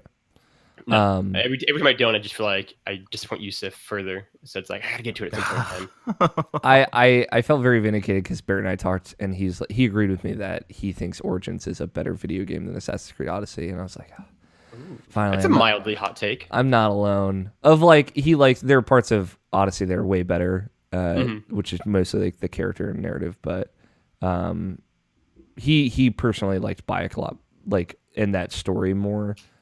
Which I think I lost the plot on that one. It's funny because like I have been frustrated with Odyssey, and I went back to Breath of the Wild this week, which I'll talk about in a little bit, and it's like been amazing for me. And it's I'm in just a weird spot with like all the popular video games. I'm like not. I feel like a weird hipster, not intentionally, but just I'm kind of in the same boat. Yeah. So I don't know. I need to finish Breath of the Wild. We'll talk about that later, I'm sure. Yeah. Let's talk about video games then. There's some housekeeping to get done. Like mostly the housekeeping is be excited for Game of the Year. We got some fun stuff coming up. Be excited for Game of the Year. Be excited. Here's a tease. When is the episode? When does it go live? Monday? Tuesday. Tease. The following week's episode of Input could be a very special, exciting one. Is all I'll say. Yes, there is an episode of Input coming. That's gonna be it's gonna be a good one. I got a good feeling. Jarrett has a plan for the episode to follow that one up, and it is also, if it actually comes to fruition, will be the most holy shit. We are breaking every rule I just said the Input doesn't do. We're gonna break it, and it's gonna be amazing potentially. Or really stupid, but both. But yeah, get ready for the next 2-3 weeks of Input. They're gonna be some good ones. I will say, since we have you here, Logan. Yeah, it's me. Give us your tightest, most encouraging pitch to the listeners of this show of Irrational Passions podcast about Input, a video games news show. Yeah. So 70 episodes in is where we're at now. I think Input, I would describe it as a kind of discussion and discourse around the conversations and ideas in a lot of ways that are going throughout the video game industry, focusing less on the actual games themselves and more on kind of the underlying, like whether it be business themes or kind of underlying themes that occur throughout the year in terms of like strikes or labor relations or even like problematic individuals. Like whenever David Cage or Billy Mitchell talk about something stupid, we will become the David Cage or Billy Mitchell podcast for a few weeks. Yep. But just talking about kind of the discourse around games and the conversations that they spawn. And like, again, like the episode that I usually point out to, that is the one that I'm still the proudest of, is after the shooting in Parkland, where me and Jarrett had a conversation. Like almost the entire episode is just dedicated to talking about like shootings and like guns and like how we kind of games place in that, but also the larger kind of conversation outside of games about like what we can do to kind of solve the problems and what the problems are, and talking about that. And so that's Input. Input's a great show, and people if you like this show, Input is a very different thing. I don't know if it's gonna jive with you in the same way, but it's worth checking out. It's a lot shorter. It is a lot shorter. Exactly. Jared absolutely would kill me if I ever said we should do a even longer than like an hour and 10 minutes episode. He'd be like, nah. Like, I'll just leave. That's what he would say. And be like, fair enough. I'll just go, actually. It's like, I got the door right here. I'm just going to start heading out right now. It's like, fair enough. But yeah, that's Input. It's good. Logan, what video games have you been playing? So, I've been playing video games. What did I write down? You wrote down Red Dead Redemption 2. Yeah. I mean, like, so do we want to do Red Dead first or last? I mean, I feel like that's going to be like... I feel like Red Dead's going to be the big talk, so maybe we can save for last. We'll do last. So we'll do Rocket League just that way, because like I never can stop playing Rocket League. Rocket League, I joke around again, is like my Splunky. Love it. It's just a game that I play. Speaking of Splunky, I'm wearing a Splunky shirt that I got from Fangamer. Shout out, yeah. And so it's like whether I'm like happy, sad, like hungry, which is all the time, like anything, like Rocket League is just there. Like I just play it. And my favorite analogy of this is whenever shout out to Breaking Reality back when that was a podcast, and like I had to like guest host it for like 3 or 4 weeks in a row, and couldn't keep being like, what are you playing this week? And be like, more Rocket League again. I haven't even picked up other games. Rocket League, man. It's just such a good game that you can always replay and always just do new things with. I've played a little bit of that game, still really good. But the two big games are Red Dead and Rage in Peace, and I'm gonna talk about Rage in Peace a little bit because I feel like I've never just even assume heard of nobody's this game. exactly nobody's talked about it. This is one where I got a like email from the developer or whatever being like, hey, we have a video game, and I was like, neat. What do you want me to do about it? Yeah, I'm like, all right, You want a cookie? Yeah, I'm happy for you, yeah. But it's a little bit like Super Meat Boy. They even have like some like really kind of fun like references and homages to Super Meat Boy. They very clearly drew inspiration from that game. It's a platformer and it's some of the game that is very hard, but only very hard in the sense that like you're guaranteed to die a lot. Like you just have to die. Because like unlike Super Meat Boy or other games, like you don't get to see kind of the things to jump over until they come out and kill you. Which kind of adds its own unique and fun layer to it, I think. But it's really fun. It's weirdly like philosophical, and like kind of sad, I guess. So, snaps just real quick. The game starts off on the day you're gonna die, and like the Grim Reaper comes out and says like, "Hey, you're gonna die," and you're like, "Well, all right, but like I don't want to die now. Like that's not what my dream is." And it's like, "Oh, it's a dream. Like I want to die in bed happily." And he's like, "All right, I'll give you 12 hours to do it." And you have to like make it home. And so it goes like these various worlds, and it's like really tongue in cheek and really kind of absurdist and like off the wall, but like again, like really a lot of discussion about like life and death and like what it's all about. And it has like these really cool kind of like vignette flashbacks to like your life before the day you're gonna die, and like how you kind of got to be the person you are because you're very like emotionally closed off and kind of stunted, right? Like you're not concerned you're gonna die, you're just like I want to die in bed. Like I don't care, I'm gonna die. Like I'm happy with that. And like it's figuring out how you became that person, like what happened, like kind of the loss you've occurred, and it's like really beautiful at times. And I'm near the end of that game. It's not long at all. It's probably, I think I played maybe 4 or 5 hours of it just over the past few weeks. But it's really, really fun. Like I think it's a game that I feel like Jarrett would like a lot. It's a game I think you might like a lot, or we might get frustrated with. I don't know. But it is really, really neat. It's really, really fun, and it's really sad at times and very funny constantly. And so that's a really neat game that I think more people should definitely check out. That'll probably sneak on to my top 10 list for the year, which I did not expect. And depending on how it ends, because it's supposed to wrap up like its big thing of everything, it could definitely catapult itself really high into my top 10. But it is a very neat game. So I'd strongly recommend that one. Cool. Yeah, it's really neat. But every waking hour, I feel like for like a month now, I've just been dedicated to a video game by a little studio called Rockstar. You might not have heard of them. They're pretty niche. We've talked about Red Dead, but we haven't like. We and you have not really had any yet. I mean, I just like on this show, like we've not like none of us have like gone in. I see Nobison's going to talk about later on too, so we can definitely tie that into mine. Mm-hmm. Like Red Dead Redemption 2 is a video game, but like I don't know. So like I guess it's important to note that like I really loved the first Red Dead. I don't love it as much as other people do, but I really love that game. I think it's really great. It's probably what I would call the last great Rockstar game. Even there's your first hot take, I guess. I do not think GTA. I think GTA 5 is good, but not great. I think GTA 5 is bad, so there's a hot take. Yeah. You'll get no real objections out of me. But like, so it's Red Dead's interesting. I think the game is too long. That is going to be the continual thread you will hear from me throughout this podcast, the review I end up doing, and the other stuff I'm going to write about this. The game is too long. Mm-hmm. It does not need to be 60 hours long. And I'm not saying that in the sense of like, oh, like it's just like whatever. It's like it's just too long kind of thing. Boo hoo. It's like, no, the game, like the story suffers because of its length. There are at least 6 chapters plus an epilogue. And you can remove the second chapter of the game almost completely and nothing would change. You could just get rid of that entire chapter and like really nothing would change. You could write from chapter 1 to 3 and the game would be better for it.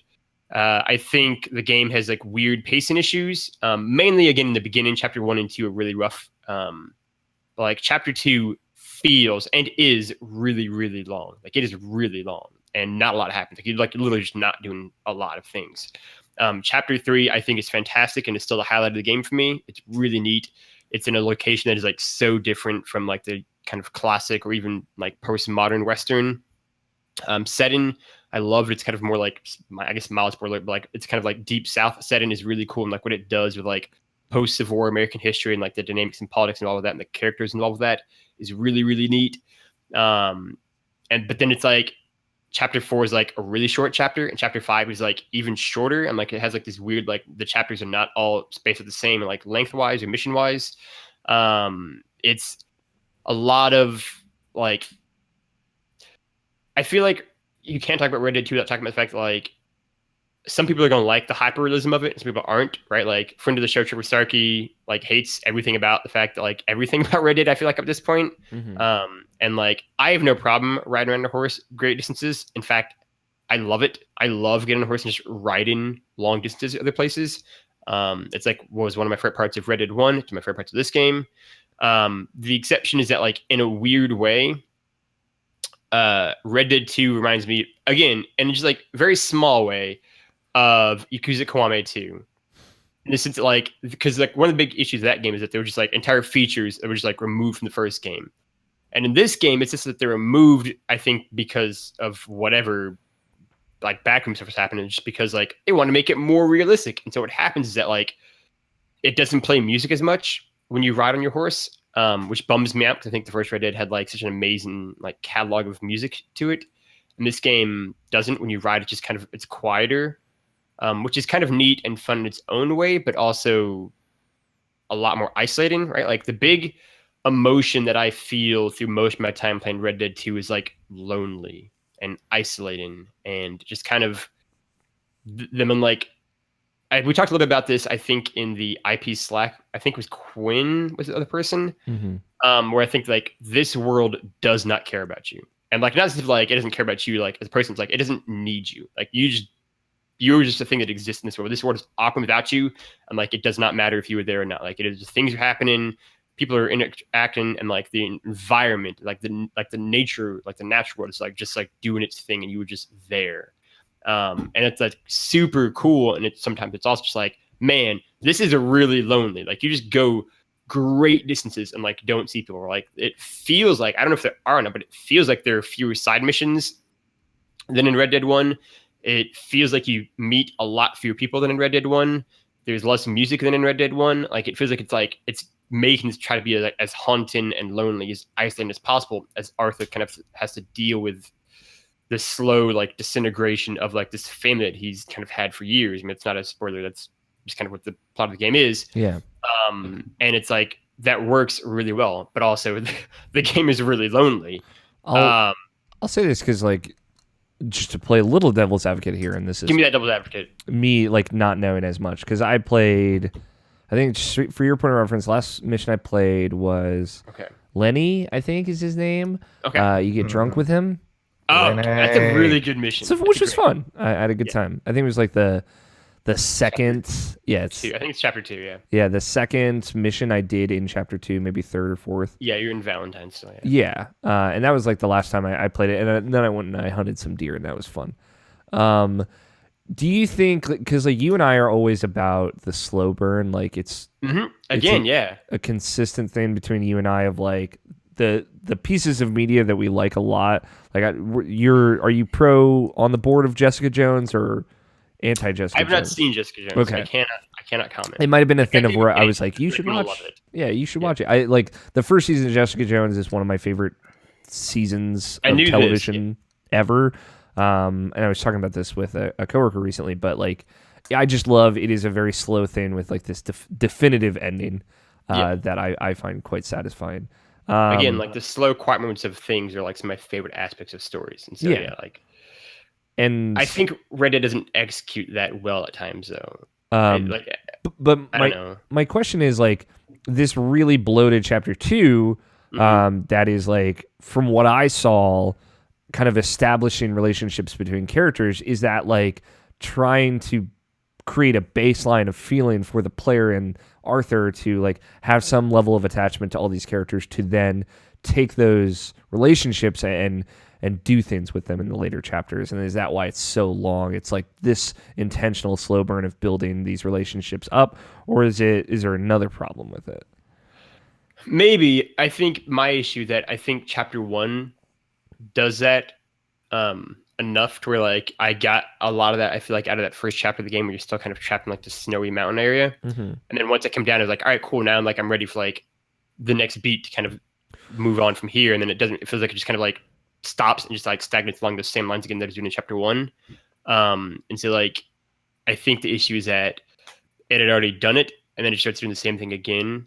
And like it's just because like I don't, without spoiling anything, like the game doesn't really have things go bad for a long time in the game, and so it is a thing of like even when you're at a chapter like later chapters and later locations, like it's still largely things are still good. It is a slow burn, like kind of the falling out of everything and how it all kind of starts away and how people kind of begin to either get killed or leave or whatever happens to kind of destroy that kind of gang family life. And so yes, I think it's what the game is going for. It sort of nails it, but I think it had already nailed it better in the first chapter. In the second chapter, it's the same thing in a more like succinct way. Yeah, and it just does it for longer, and so I think it's just not as effective, right? Sure. Like, I'm somebody who, again, like to your point, I love quiet moments in games in particular. That was literally the first thing I wrote for IP was about the quiet moment in games that I love. But I think that Have you played The Quiet Man? We'll get there. like I the think quietest that, moment. But I think that like Red Dead 2, the issue is that I don't even know, like, its quiet moments feel weird. Like they don't feel right a lot of the times, or like it feels like I don't know, like it's like doesn't know how to handle a quiet moment, right? Like I look at like stuff from like Uncharted to The Last of Us, and like how they kind of handle these quieter moments among characters where like nothing can be said or just one or two words can be said and they just kind of linger in silence. And I look at how Red Dead 2 does it, and it's like they always feel either like too rushed or like too drawn out, like where it's like there's a bit too much of a thing where like not enough of it, right? Like I look at like, without spoiling it, like when a certain character will die in the game, it is like just like boom, it happens, and it's like you move on. It's like whoa, like there was not enough time to like process that even a little bit, like even kind of savor it. And like again, that could be the point they're going for, like where like you just don't have time to like react to these kind of things. But like as a story beat, when a major character kind of dies and like just like boom, it's done, and like you don't really get like reflect on it that much afterwards. Like that's a huge plot point that just happened that we just kind of ran right through. And then other times we'll have these kind of characters have this exchange, right? Like one of my favorite moments in the game is when you as Arthur and Dutch and Hosea, who are kind of the two father figures of your life, all just go on a fishing trip together. Like you just go fishing. And I loved that mission, right? Like there's like some bullshit before, but like eventually you just go fishing. And it's great. You're just on the boat, you're telling stories and having a good time. And I loved it. And then it's that thing of like, and then I feel like if this had been a different game, it would have ended there. But instead, like you just like, you get done and then just like, all right, cool. And now you're going to row the boat back. And you just row the boat back, but like they've got like largely run out of their dialogue. So they're just like rowing a boat like in complete 3 silence. miles. Yeah, and it's like it sounds like, all right, well, like this could have just been a cutscene, right? Like it's like they're confused, like make something a cutscene, or just make something go like boom, and now we're here, like winding down. It's like, again, I think it was like this is a realistic question, but it's like, but it doesn't need to be, and like you're like trying to like make us like save these moments together, but like also there's a reason why like movies eventually like have a cut and go to the next thing is because when you don't, it's just like a lot of downtime and nothing happened, and you kind of begin to lose the dramatic moment that it just happened, or lose like the savory thing, right? Like I look at, spoiler alert for a 5-year-old video game, so fuck off. I look at like The Last of Us, Here we right? go. Where, like where it has like the draft scene, right? And like then it ends, and the game doesn't end like I thought it did originally, but like it ends, and then it cuts to you guys like further away now, like you've gone a distance. It doesn't have you like walk down all of the stairs in that building to get to the ground floor, walk to like the next place and like do that thing. Like it just cuts you there, because if it had, it would have taken away some of the kind of emotional punch you just felt, and you'd lose that. It wouldn't be like lingering there still. You'd have kind of lost it over this like 10-minute journey. So, and I think that Red Dead doesn't execute those kind of moments very well at times. So it's like attempts at intended realism.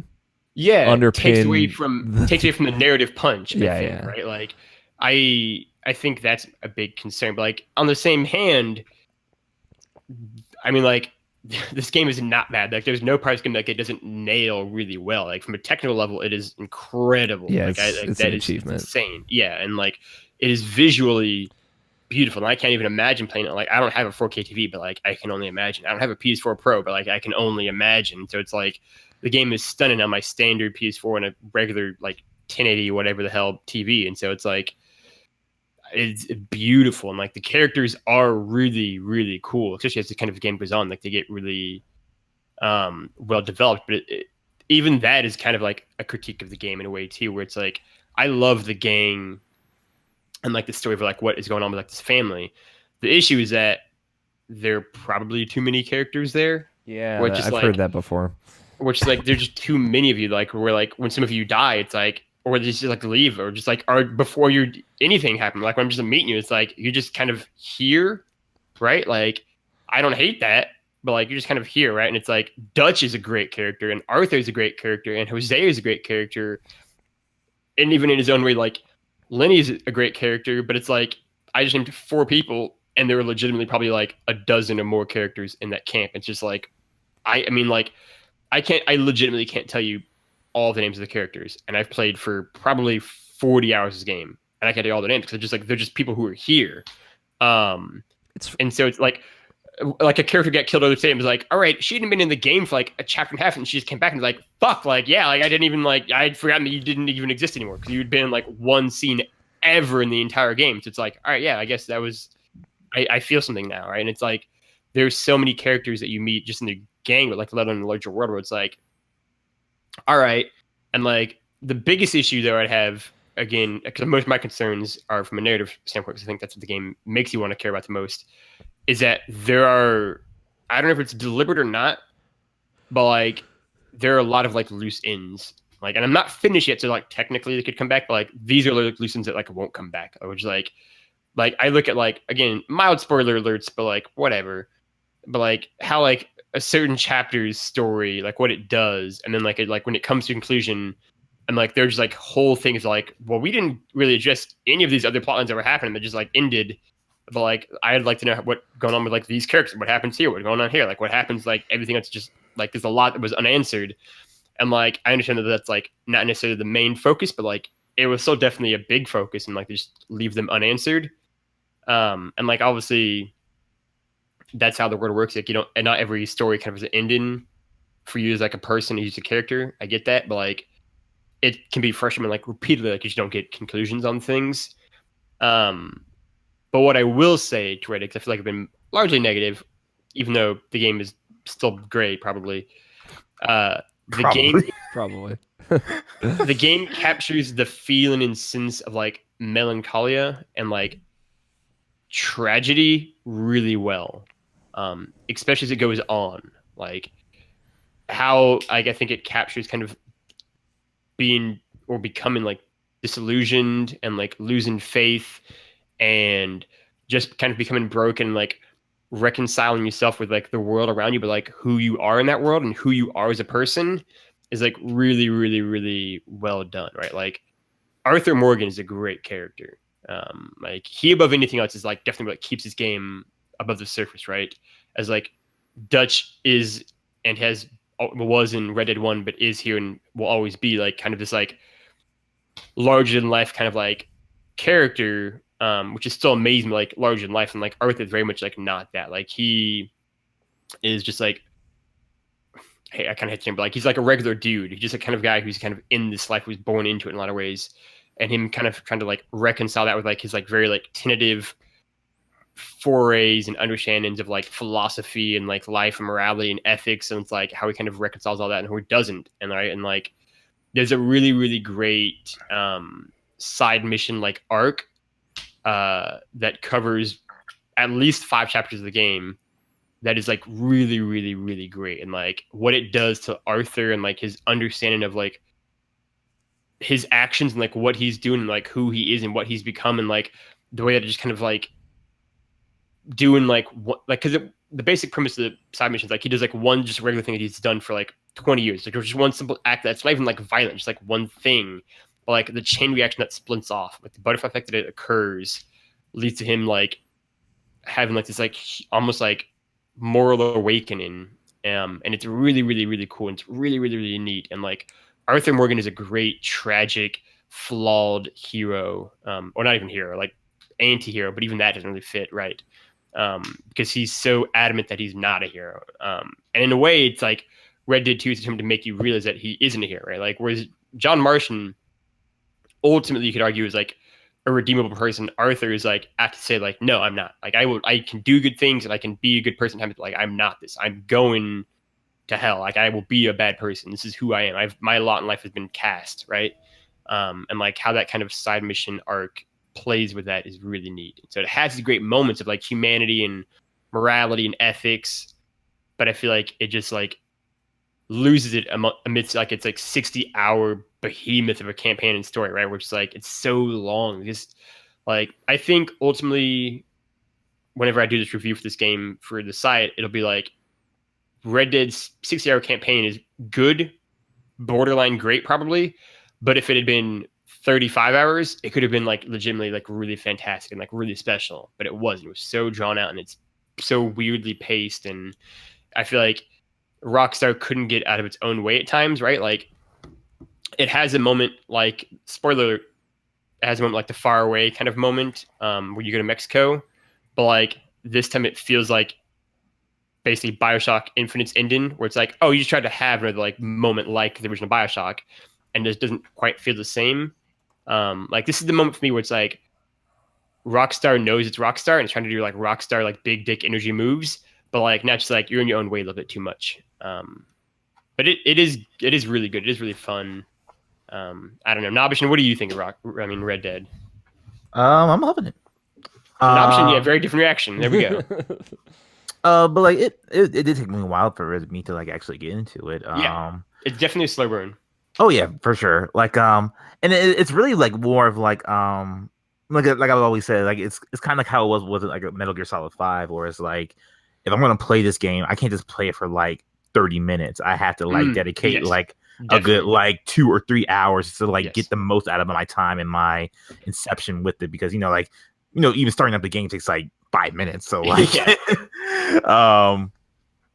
but yeah, now it's finally gotten to the point where I'm just like really, really enjoying it and like enjoying the nuances, enjoying like the cumbersome controls, and like having that be like second nature to me. Like I never like accidentally shoot anybody ever again. Like I did it once, and then like I gotten so like wary of that like it's like like I get indoctrinated my fingers into like not doing that accidentally ever again. So like I know like I know the code of the game. I know the religion of the game now. So now like everything makes sense to me now. So now that I got past the gameplay part, like the big hurdle of it, like I'm more like just like enjoying the story for what it is, and like I'm just getting enraptured with the characters and the story and where I'm going through right now. I'm not too far in it. Like I'm still in chapter. Yeah, I'm still in chapter 3. I just did the big bank heist with Bill Williamson. That was the last thing I did. Chapter 3 is my favorite chapter so far, so I'm excited for you to enjoy it. So like yeah, like I'm just really enjoying the game. Like yeah, I think now that I've got past the parts where it's like where everyone's like you're like where it's make or break for everybody for that game. Like I got past that point, and so I'm just enjoying it now and just can't wait to see how this story just wraps up. Interesting. I played the 4 hours of it, and then I put it down. And it wasn't that I disliked any part about the 4 hours that I played. I just never felt the pull to go back to it. I think it was also a combination of that, and I've got a lot of other things I want to finish. And I know Red Dead 2 is a lot of time that I don't necessarily want to put in. But yeah, there was no aspect of Red Dead that I disliked. That's the thing ultimately, where it is such a weird thing where, because I feel like I was majority negative there, but it is a thing like, but underneath all of that is the fact that, like there is like no aspect of the game that like I just dislike. Like it is such an achievement, right? Like it does everything well. I like all the like the slow stuff, like the picking stuff up one thing at a time. Like I like that. Yep. I'm into that. I love the smaller, like even smaller nuance things where it's like you have to like cock your gun. Yeah. Oh, it feels so good, dude. Especially when you have like a bolt action rifle, you have to pull the bolt every time, and like it's a small nuance that I actually love. I know that some people don't. Cough, cough, Trevor. But like I really enjoy, right? And like I enjoy those things, right? Like I largely enjoy like kind of the more like super focused hyperrealism things. even when they're really frustrating, right? Where it's like if you like lose a horse or your horse dies, something happens, you're fucking walking. You're just gonna walk a long distance, and like that sucks. But like luckily, it's only happened like twice for me. But is it things like I enjoy all those largely. Like I think it's really kind of neat. And like what the game does and what that world is just incredible. And even like it's like even story beats are like good, right? It's a thing of like I think Red Dead 2 is getting compared to such a high bar, both from like Rockstar stuff, but also because like what they want this game to be compared to, that I think that then kind of ratchets up the kind of expectations and what you kind of come to seek from the game, right? Like for me, it's like if this was a game made by somebody else, maybe my opinion on it would be slightly different. But the fact that it is Rockstar and the fact that it is them being like, we're making something that is going to be like a statement game, like a work of art, right? Like one of the best kind of, I think, descriptions of the game I've still read is from Rami Ishmael, who said that like, this game is a work of art. It is an artist game. It is not like whatever else is like. It is an artist game who's just given an unlimited budget. But like this is a game maybe like an indie artist kind of thing. Like it is not your usual AAA game at all. And like that is true. Above anything else, like this is not a regular AAA game. Like it is very much like a art house video game, basically, but just with a bazillion-dollar budget. But, like it is definitely an art house game, with all of, like the weird nuances and things it focuses on, like the story beats and everything. Like it is very much that game. What I something that I do really enjoy about it, and that I enjoy about the first Red Dead, and that I enjoy about Bully, which are kind of the three games that are distinct from this, is that it doesn't have Rockstar's usual like nihilistic streak that increasingly just turned me off. Just this misanthropic outlook on all of life. Yeah. And like I actually don't think that that's really there. Like in GTA 3, Vice City, and San Andreas, I don't think that's there at all. Like I don't think these games are like inherently nihilistic. I think they're fun and like embrace that side of life, but also embrace kind of a more positive outlook on life. And then I think starting with GTA 4, they became really nihilistic and really just kind of nasty. And it's like, I don't like this as much. And then it really grated me in GTA 4 and it really grated me in GTA 5. I don't like that kind of style of video game and storytelling. Yeah. And this doesn't have that. Like nobody in... This is a weird game where it's like Rockstar treats all these characters with maybe the most respect of any video game they've ever made. Like even more than Red Dead 1 and even more than Bully. Maybe less than Bully in a different way, but like they treat them all with respect. Like nobody here is just like nihilistic to be nihilistic. They all have like nuances and flaws and concerns and fears that feel real and that feel measured and that feel like they're kind of constantly being taken into account when they make decisions. And so like in that aspect, again, like its character development and its story beats are really great in that regard.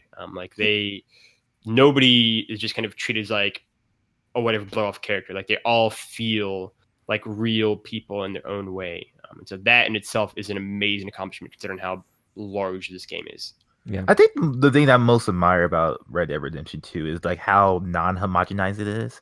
As far as like almost everything, because like there's always something, like there's always a video game like you could point to something else, and like even though you could say this is the sequel to Red Dead Redemption, like it's still so different from that game.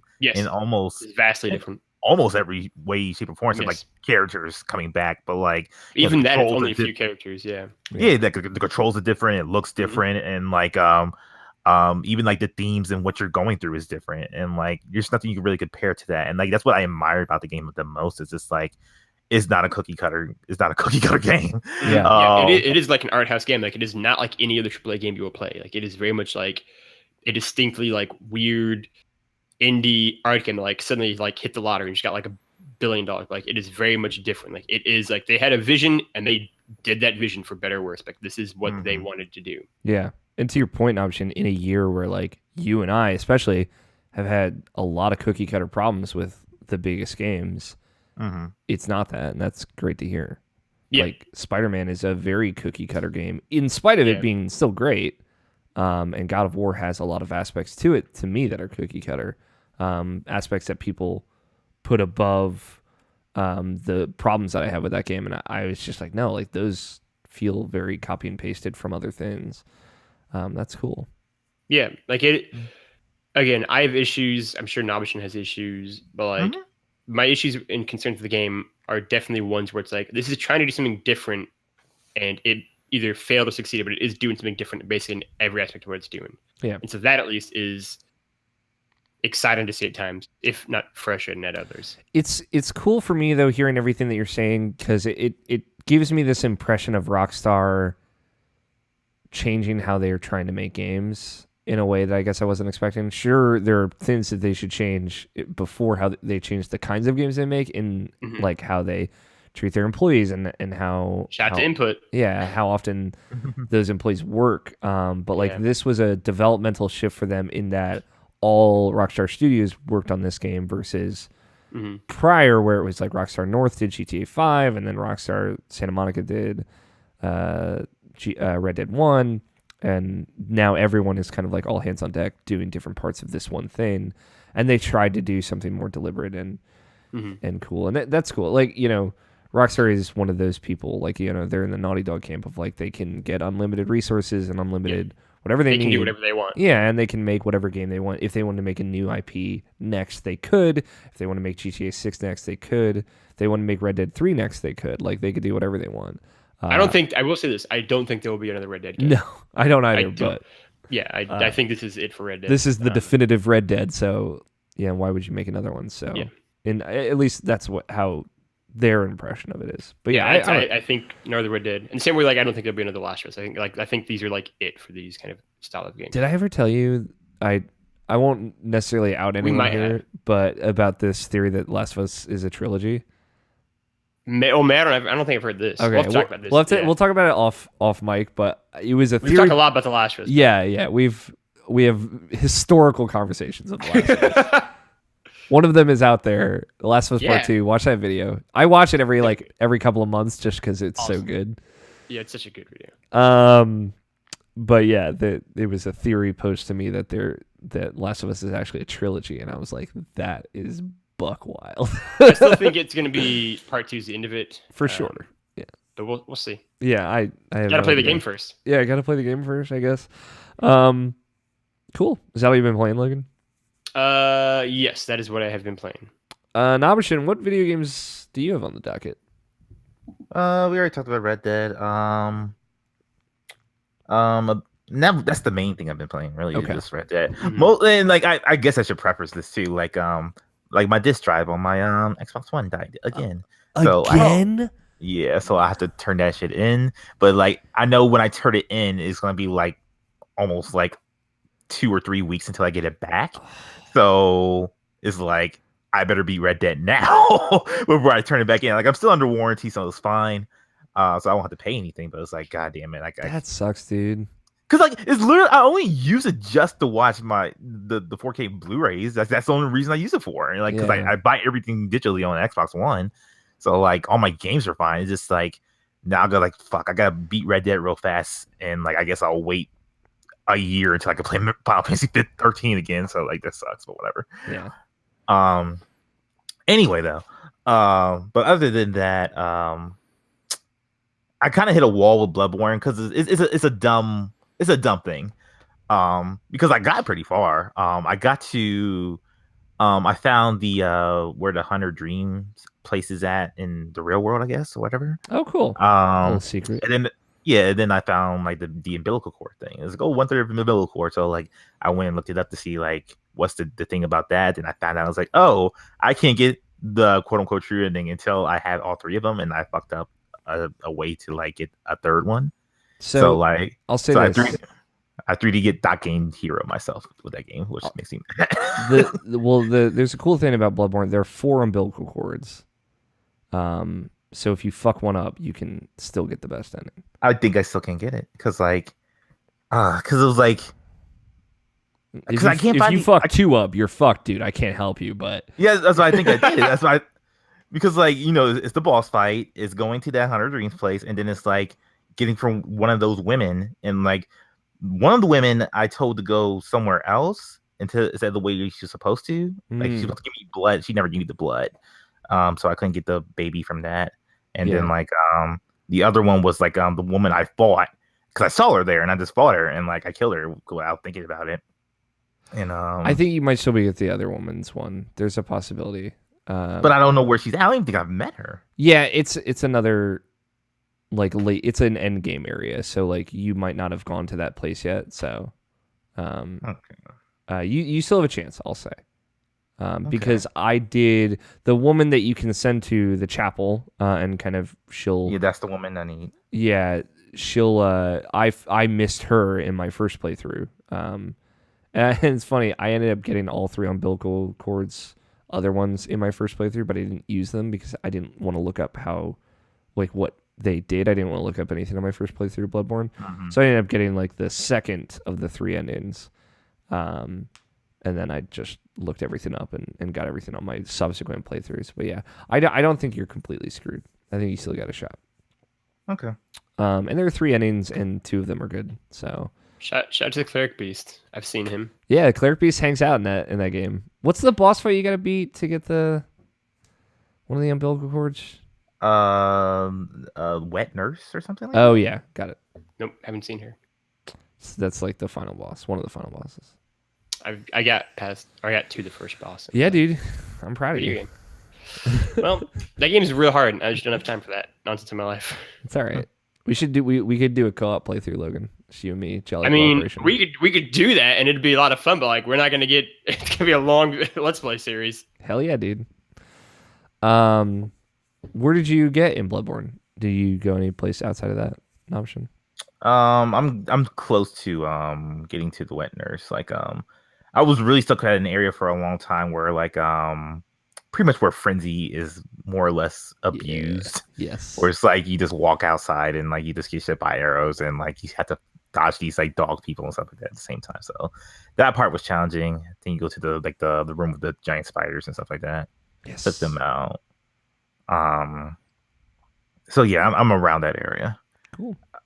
But yeah, I'm going through it slowly but surely. Cool. What else you got? Other thing I played was I pretty much went through Tetris Effect again.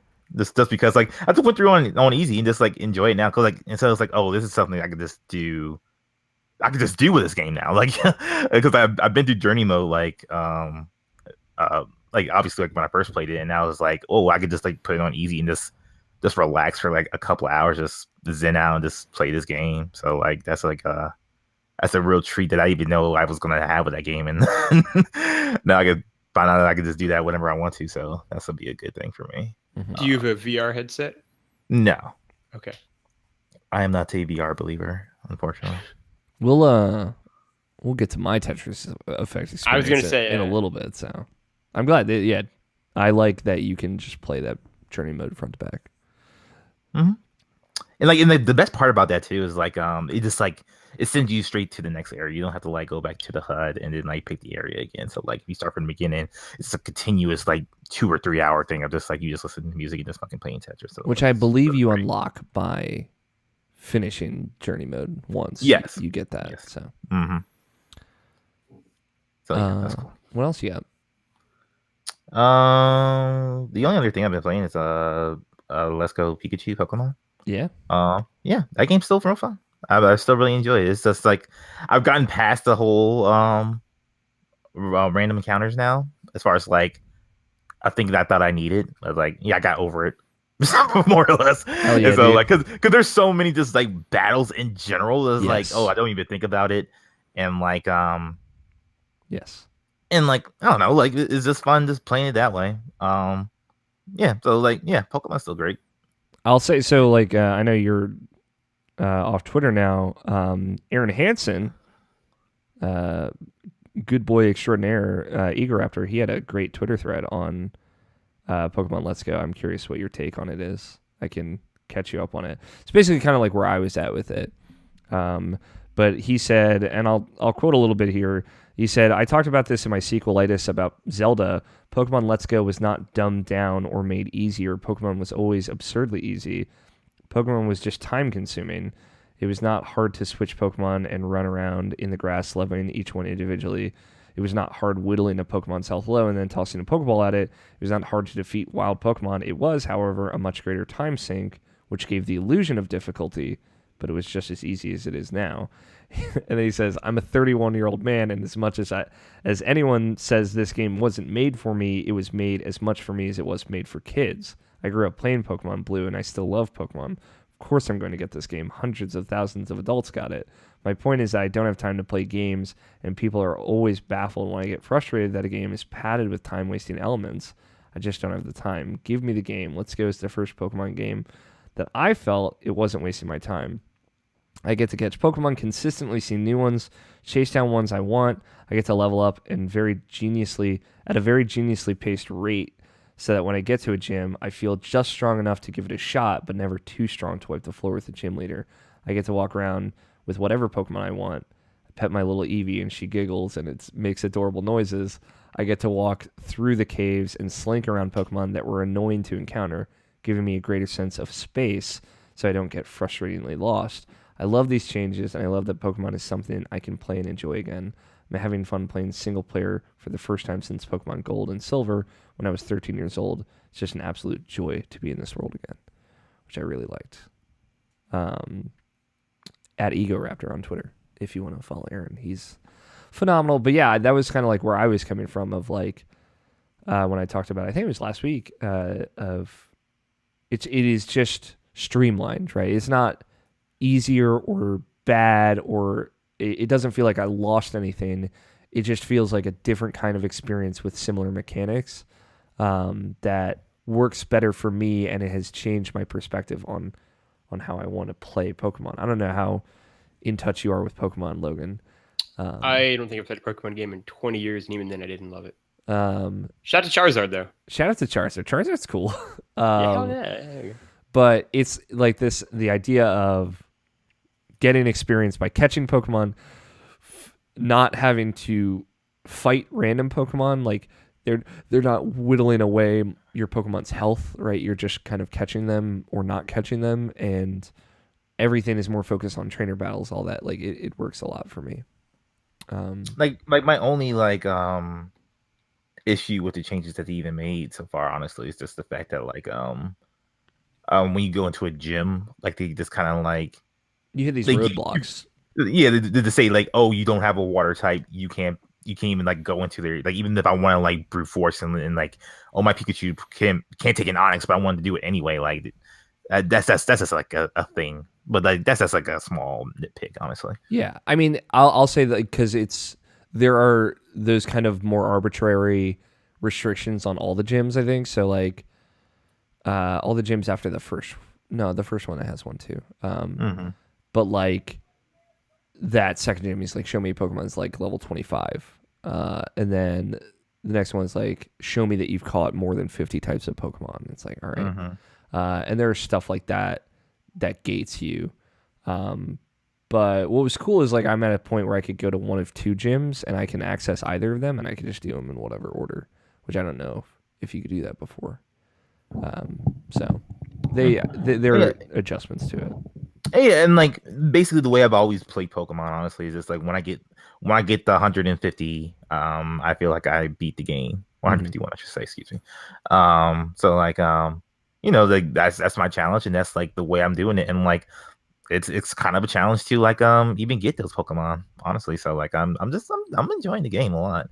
I will be curious when Katie eventually gets the game, like how she'll feel about it, because I'm pretty sure she'll like maybe have those complaints at first, but like like I think she'll get through it as well, as far as like the way I went through as well, as far as like, oh, I don't really need this. It's just like a thing, a cool thing, but like I can enjoy the game for what it is. Yes. Yeah, I gotcha.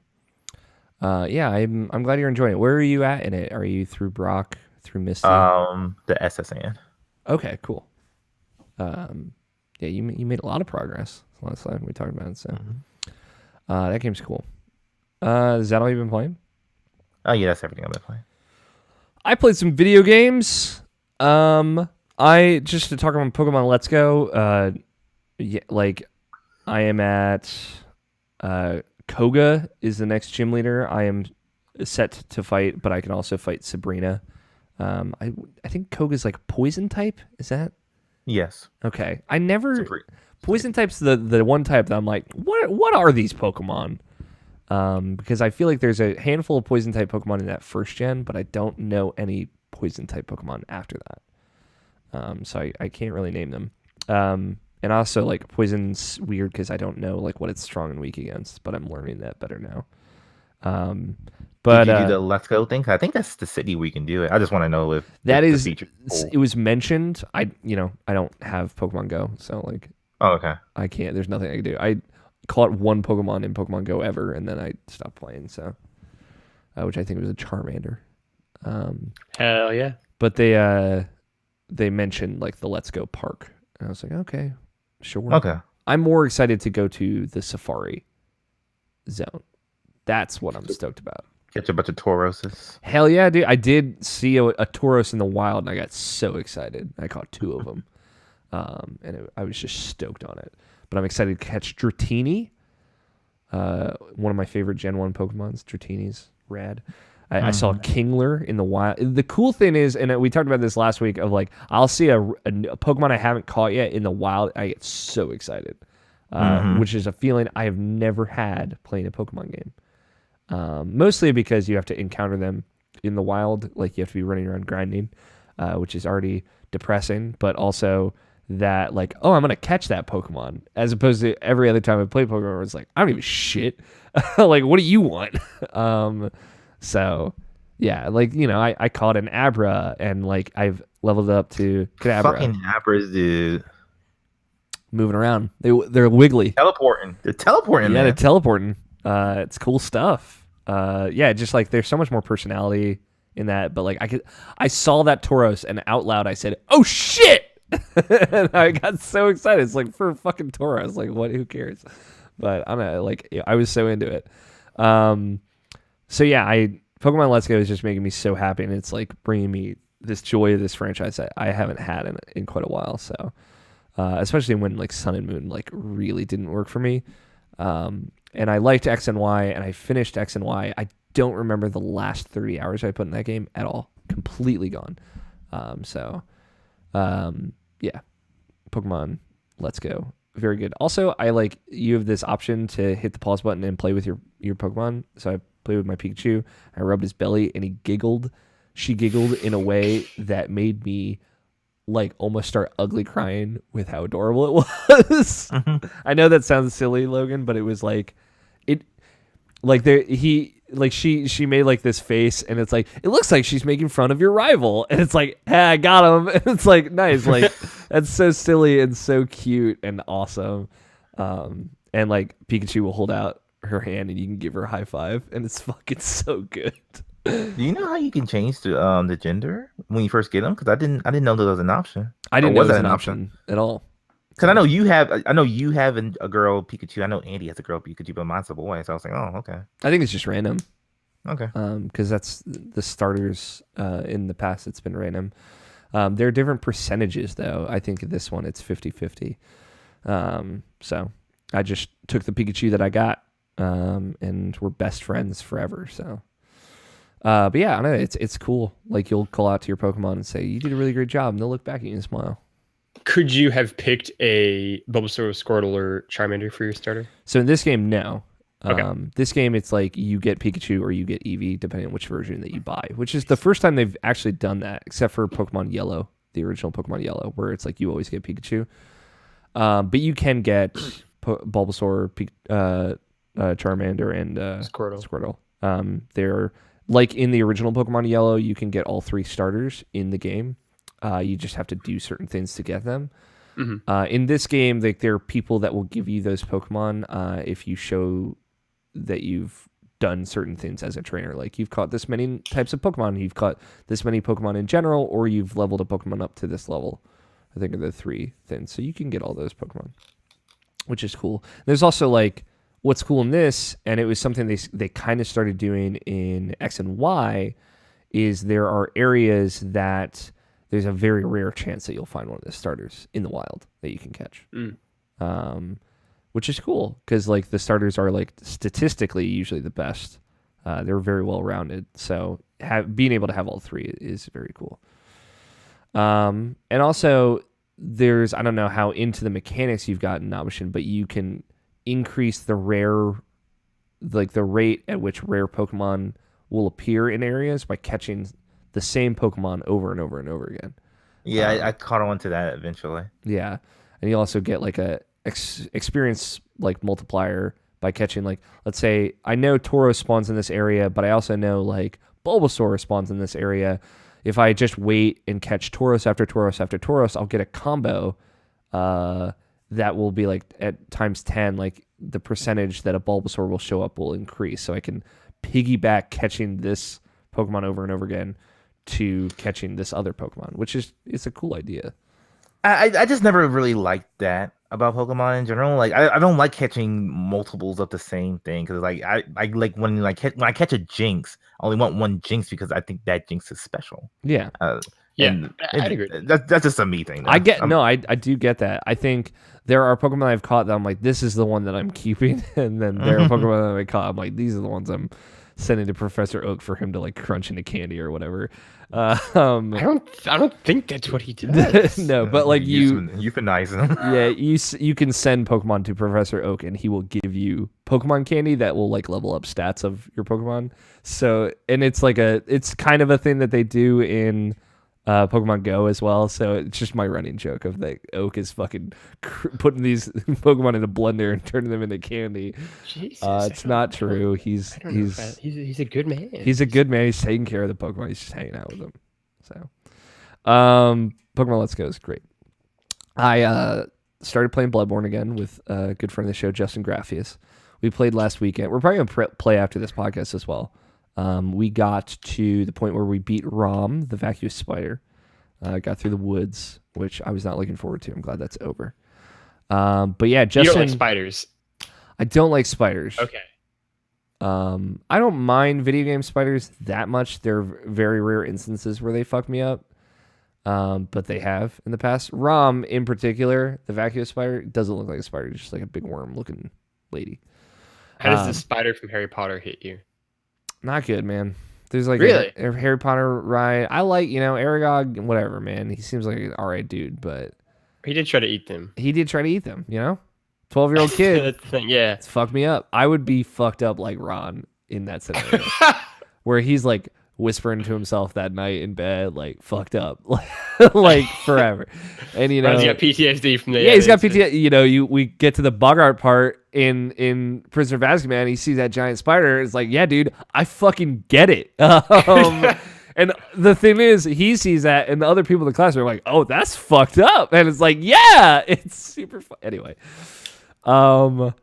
so there are spiders in the part that Nabashin's in the game. We haven't got there yet, but honestly, the Bloodborne spiders are a little much for me. Are there, as an aside, can I bring it back for a second? Are there spider Pokemon? Oh yeah, there are. Okay, they're and like okay. So again, for me, after 151, I legitimately have no idea. I can probably name you almost all of the 151, but after that, it's like I have no idea if there are any spider Pokemon. There aren't many. I wouldn't imagine that, but a lot of them are like really cool looking. They're not creepy. They're at not all. spooky. Yeah, they're not spooky. They're like neon colors, so they're very colorful, and they have like a lot of personality. So, and I think those spiders are cool. So, but yeah, Bloodborne is very good. I like it a lot.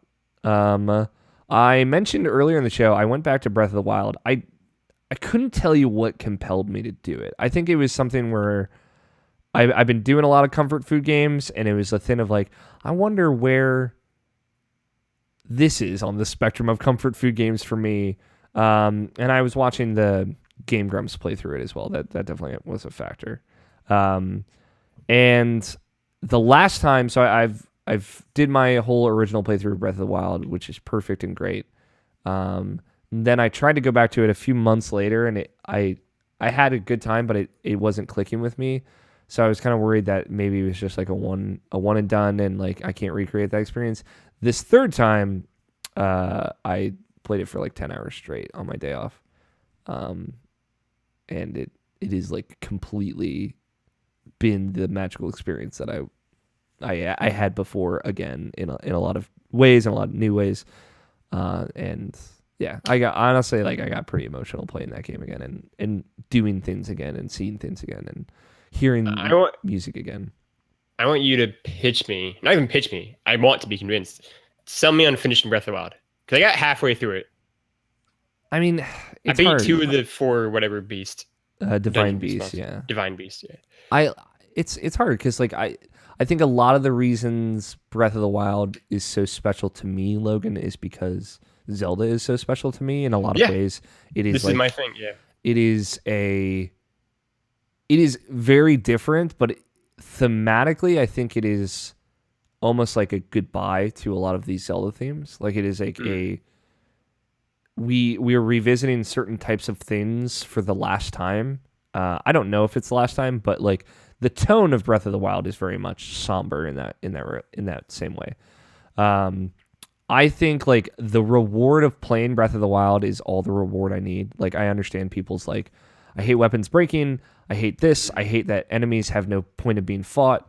I hate blah blah blah. It's like none of that even applies to me. Like I like fighting enemies just because I like fighting enemies. Like I like fucking around just because I like fucking around. I like playing with physics just because in that world I like playing with physics. I like breaking weapons because it means I can try out new weapons. Like everything that game does feeds into itself for me. And that was my experience with it, and that was my connection to it. And I don't know, I had that, but it doesn't necessarily mean anyone else can. Yeah. Like I know it didn't jive with Tony, for example, and like he loves open world games. But for him, like Breath of the Wild was just okay. But like as someone who has been more of a recent convert to open world games, of like I like them a good deal now, but I certainly I feel I'm more critical of a standard open world game than most. Which is why I was like super bummed out by Spider-Man, because it is very much the standard versus something different.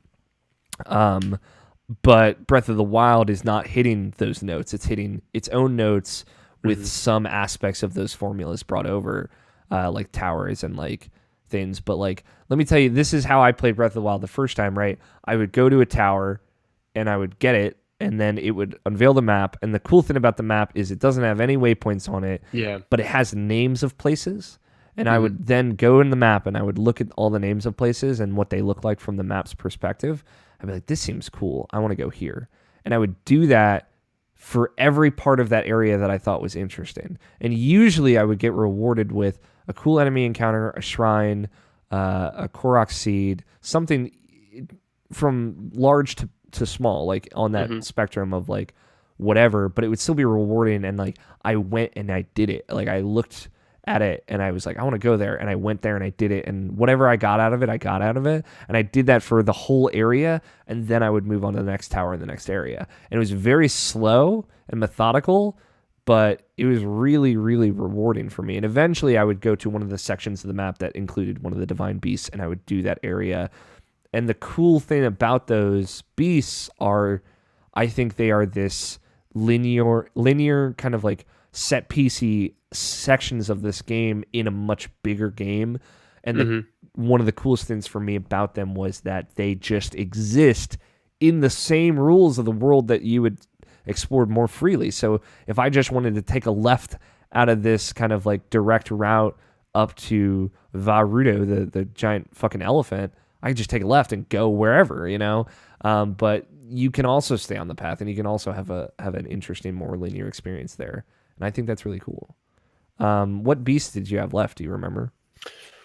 I did the elephant one, and I did I think the second one the game kind of steers you towards after that. Is it the bird? Or the camel, maybe. Or the lizard? Ooh. It's probably the bird. I think it was, I guess. It was, who's the one, like the water people, the fish people? That's the elephant. Okay, so I did that one, and then from there you go to, the desert people? You can go whichever way you want. So, like... I think I did the desert people. Okay, that's the camel. I did the camel then. Okay. I would say, like, what's a bummer, and it is a thing that I noticed this time, and the last two times I've played it now, like, the bird has, like, the least setup to it. And it's a bummer because the bird people, are super cool, and I just want to kind of hang out in their town forever. But like where the elephant you have, like you can only kind of get into that area through one way because the elephant's causing this infinite rain, so you can't just climb wherever the fuck you want. So you kind of get to take this linear path where Sidone is like cheering you on. He's like, oh, I'm gonna be right up ahead. And then you get to the Zora's Domain, and then you have to go up the mountain and fight the Lionel and get the lightning arrows, and then you come back down, and then Yes. As an aside, did Yeah. you fight the Lionel? I did, yeah.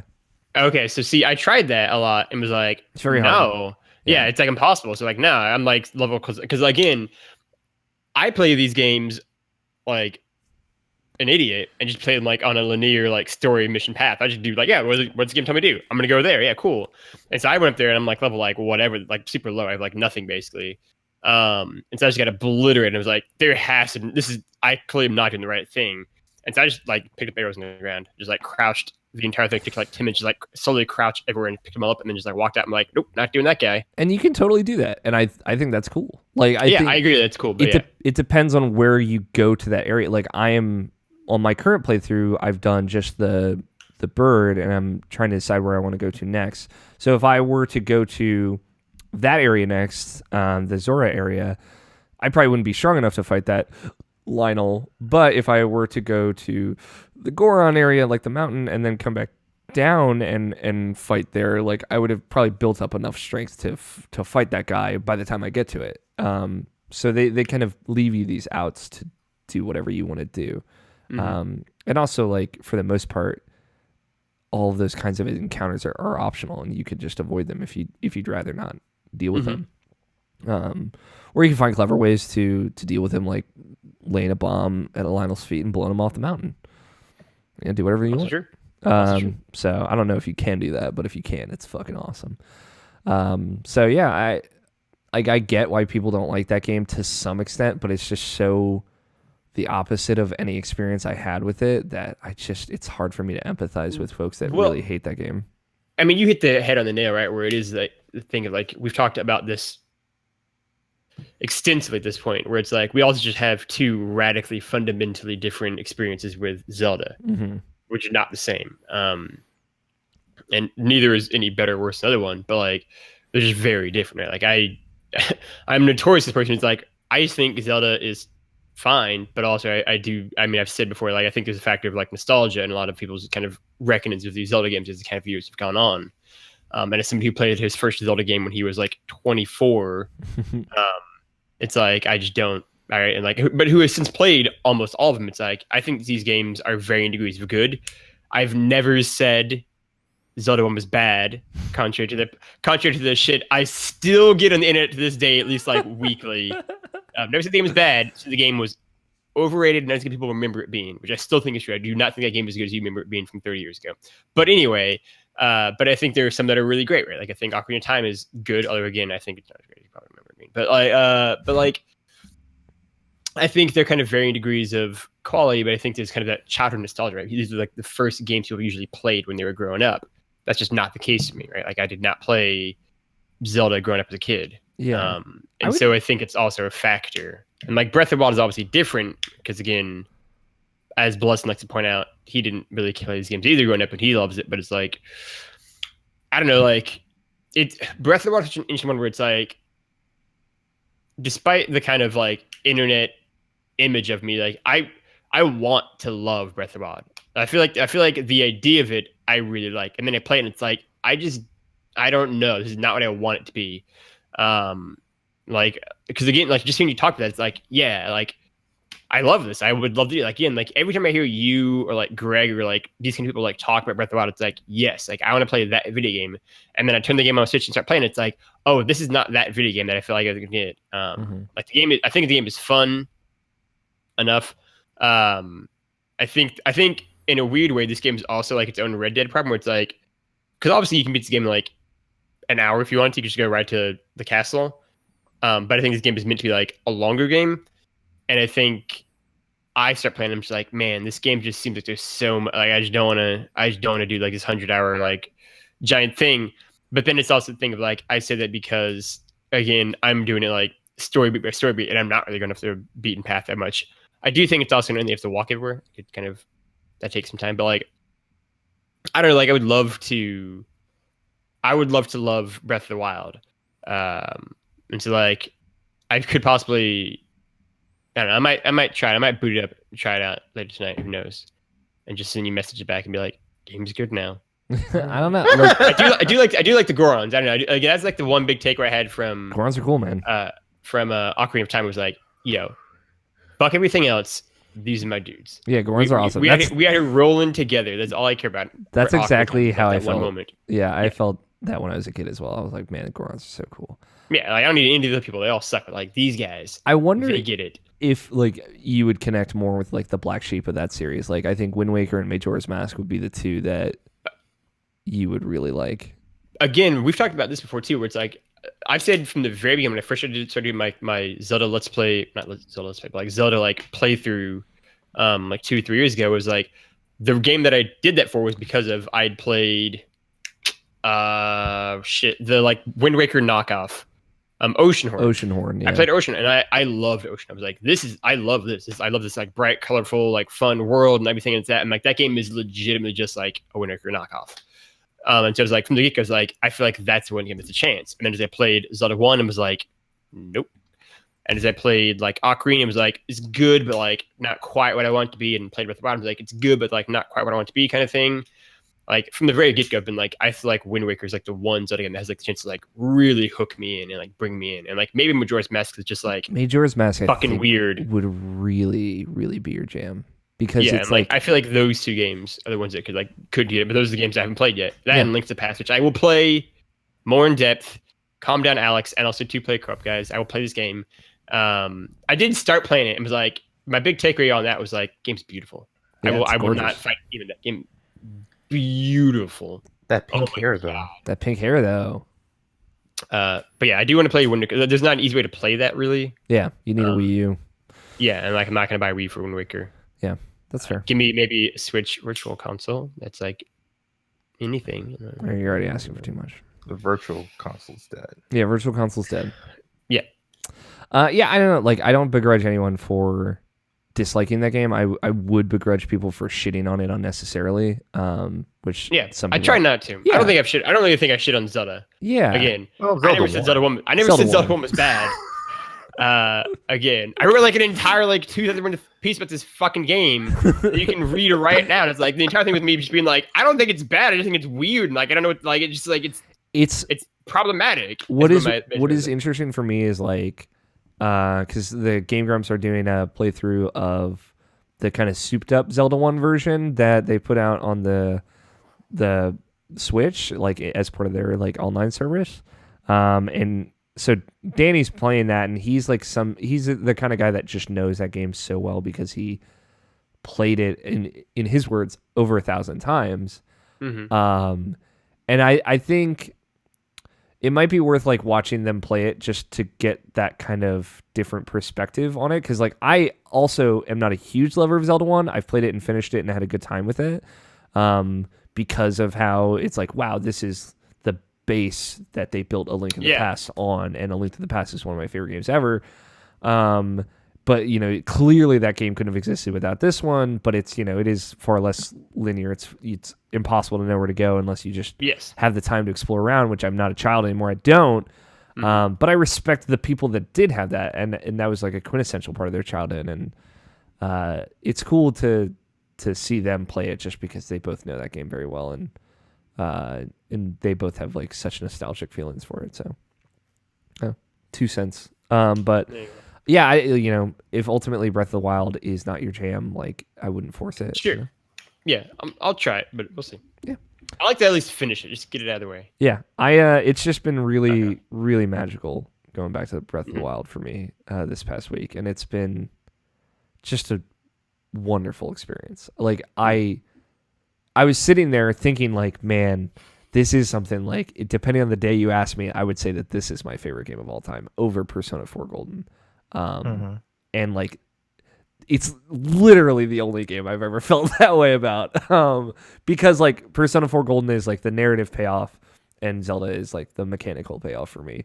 While also having narrative aspects to it, just like Persona also has mechanical aspects to it. But it was the first time I had that thought, like really genuinely meant it, and it like that's exciting, you know. Like finding a new favorite thing is always exciting, I think. Mm-hmm. And yeah, having like those as the top 2 is like awesome. I just couldn't be happier with those 2 games. I bought the Secret of Mana remake this week. I started playing it. Couldn't tell you why. About the SNES Classic. I have an SNES Classic, but Brant Ranch has it right now. I need to. Brant Ranch. I would have honestly, I would have just booted up on that if I had that available to me. I love the. I'm a big classic guy. Yeah, but Stan I don't have it with me, so I bought the remake because I was curious about it. It's weird playing that game with voice acting, especially voice acting that's predominantly not very good. But it's it's whatever. It's like it almost feels like postmodern in its attempted voice acting of like what if that game had voice acting then and it was bad. Was it Secret of Mana that Microscope mentioned as possibly being a book club game? I think so. It's pretty short. It's like 14 to 20 that and hours Earthbound, long. I know. Yeah. Yeah. Secret of Mana, Chrono Trigger, and Earthbound would be good RPGs for that, I think. Yep. Earthbound would be one that I think would be a lot of fun. Yeah, I've never played Earthbound at all. I've never played it either, but it just seems like a very game that like I could get into. Me too. I don't know if I'd like the combat, but I'd certainly like the aesthetic and the world. It'd be an interesting one. But yeah, I don't know. Secret Man, Dave Noy shows up in it. He's pretty good in it. That's awesome. Okay. Yeah. He's like the one well voice acted character. That sounds about right. And it's like, all right, cool. Even he, like, it was like when he had like some poor lines, I was like, there's probably not very good directing on the voice acting for this game. Yeah. Because I know that boy's good. So, but yeah, I don't know. It's cool. Some of the remade music is pretty cool. Some of it's like not as good as the original. Not as cool, yeah. Which is, I am glad that they leave you the option to switch to the original music in it. So, is it running okay? Because I've heard like when it came out, it had like a bunch of like crashing problems. I've had zero technical problems with it. Okay. No frame rate issues, no crashes. So, been fine for me. I bought Darksiders 3 this week. A game that I guess people don't like. I didn't want to look at reviews for it because I was considering reviewing it myself. Let's just say it's better than Fallout 76. Apparently. Yeah, it's true. Darksiders 3 is a weird game. I've only played about the first hour of it, but it is perplexing. I'd offer that Darksiders 1 and 2 also weird video games. Also weird video games, but I think I more immediately got it, like I understood what they were going for, versus Darksiders 3, which I don't know if I get quite yet. I don't think it's bad. I'm having a good time with it. It is just it's weird to be in the third entry in a franchise, and I know this is like a different developer, but mostly the same people working on it. But a third entry in the franchise, and it is again completely different than it was before. It sounds a little bit like Dead Space 3. I don't know if I would compare it to that. So like Darksiders 1, right, more of a Zelda-like. Darksiders 2, more of a Diablo-like. Darksiders 3, if you ask the developer, more of a Metroid-like. But I thought you said Dark Souls. But it plays like Dark Souls. Okay.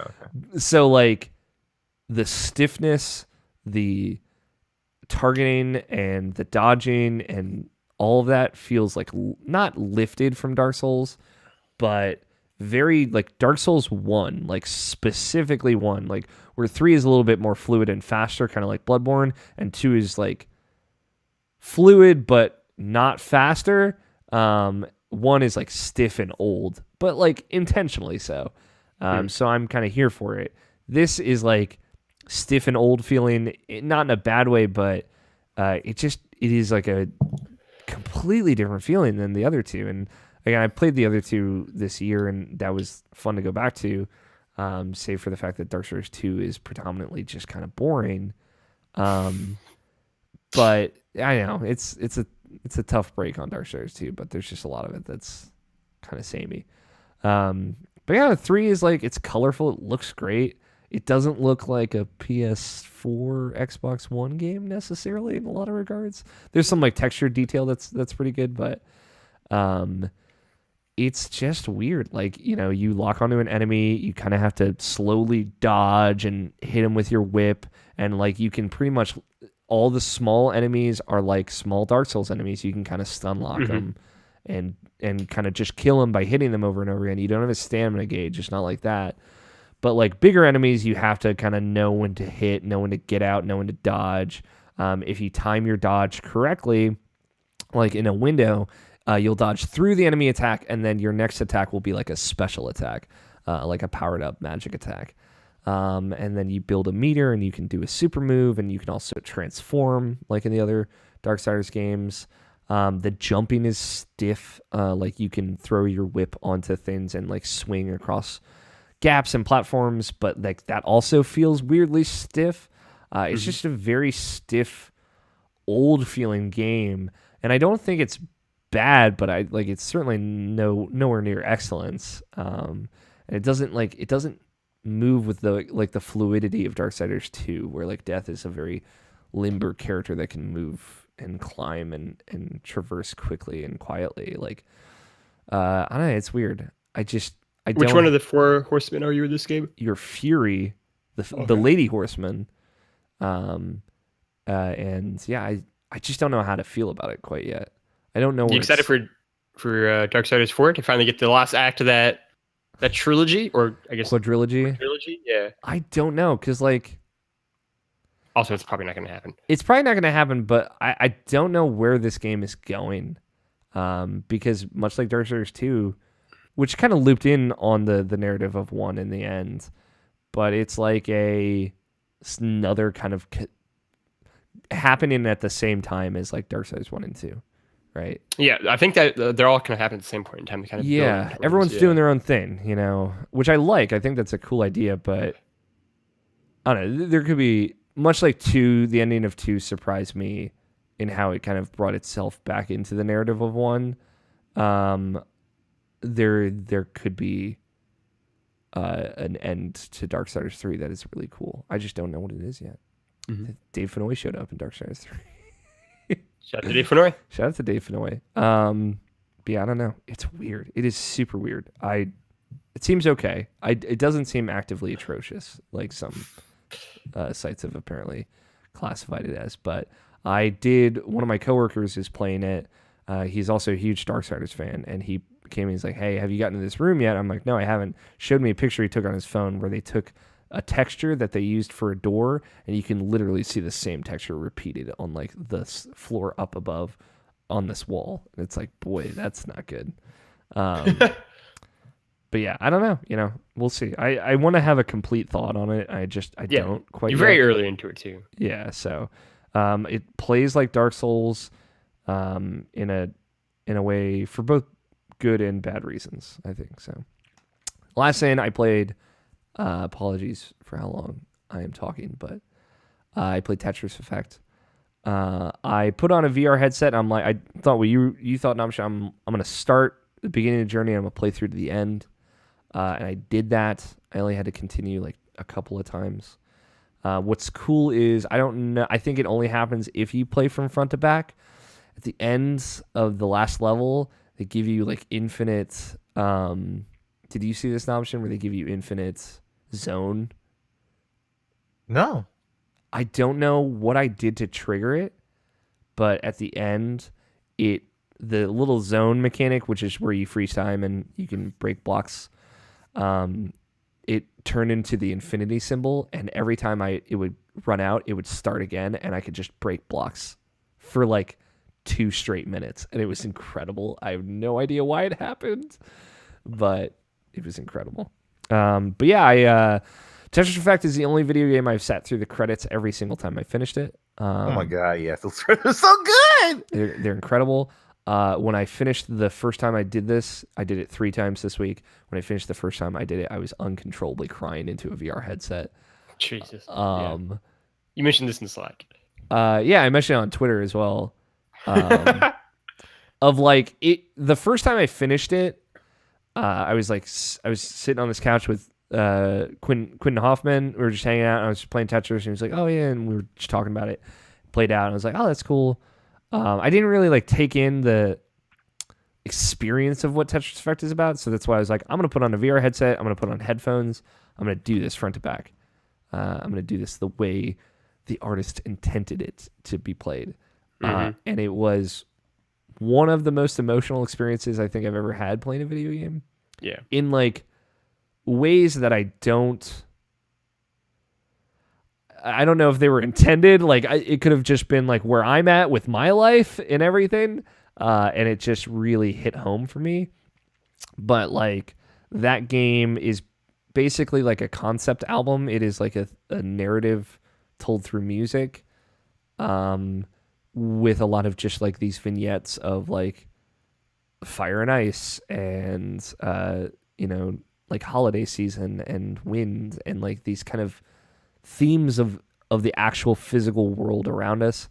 I had a Galaxy Brain take on Tetris Effect. I don't necessarily want to get into it because like I almost know. led to Jarrett Green quitting an IP. Yeah, like of like the narrative for Tetris Effect is just so absurdly. It's very simple, like of like the kind of the opening song of that game is kind of this thesis in a way of like in a way it is this woman kind of singing to her lover, and then you hear kind of I related it to Kingdom Hearts in my head, Nabashin, of like the opening song of Kingdom Hearts, you hear this dope ass remix of it, and then you hear like the real version at the end, and it's like a very sweet song about love. In Tetris Effect, it's very similar. It's like the kind of same song, bass lyrics and whatnot. You hear this kind of more remixed version of it at the beginning of this woman singing to a lover, and then at the end during the credits, you hear this just normal version of like a acoustic version of it, and it is her singing to her child. Of like then like all the lyrics. This is the Galaxy take. We're in it, where it's already happening. All of the lyrics of like "I'm yours forever," "We're all connected," is just like all of them take on a completely different meaning versus you saying that to someone you love versus saying to someone that you gave birth to. And then like you flip it of like that's the front and back of the game, and then you look back at the narrative of like these are all aspects of life, whether they be like abstract, like literally the sound of the wind, or the sound of like crystals like clinking together turned to music of like aspects of the world around us, to like more specific things like fireworks or ancient rituals or the evolved dolphins. This goddamn dolphin squeaking so good. Or all these little things coming together, and it's like, oh, this is like literally just the story of the human condition. Like this is just life, existence as it is, and the things we might notice or we might not notice, all told through like this incredibly simple metaphor that is like breaking blocks and putting things in order and continuing on regardless of the things that get in our way and the challenges we face. And I had that take of that feeling of like, oh, this is what Tetris Effect is all about. And I just broke down.